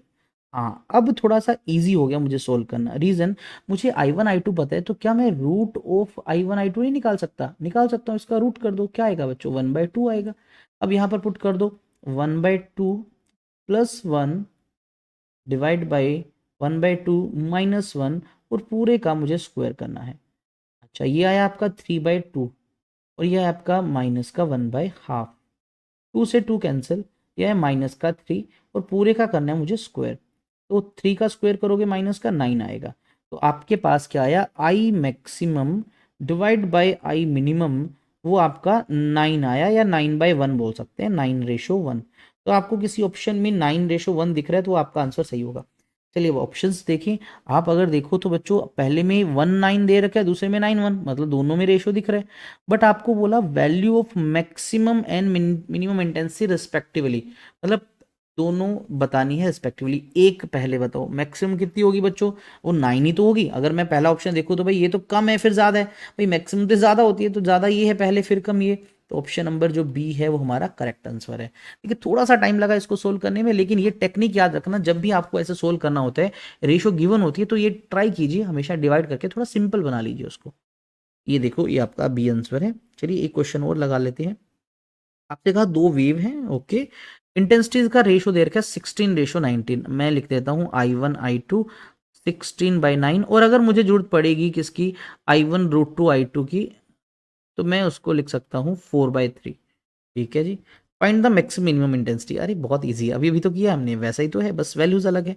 I max by I minimum, क्या निकालने के लिए बच्चों, मैं डायरेक्ट अभी लिख रहा हूँ, क्या root of I1/I2 plus 1 divide by √I1/I2 -1, और पूरे का स्क्वायर करना है। ये तो करना है हमें।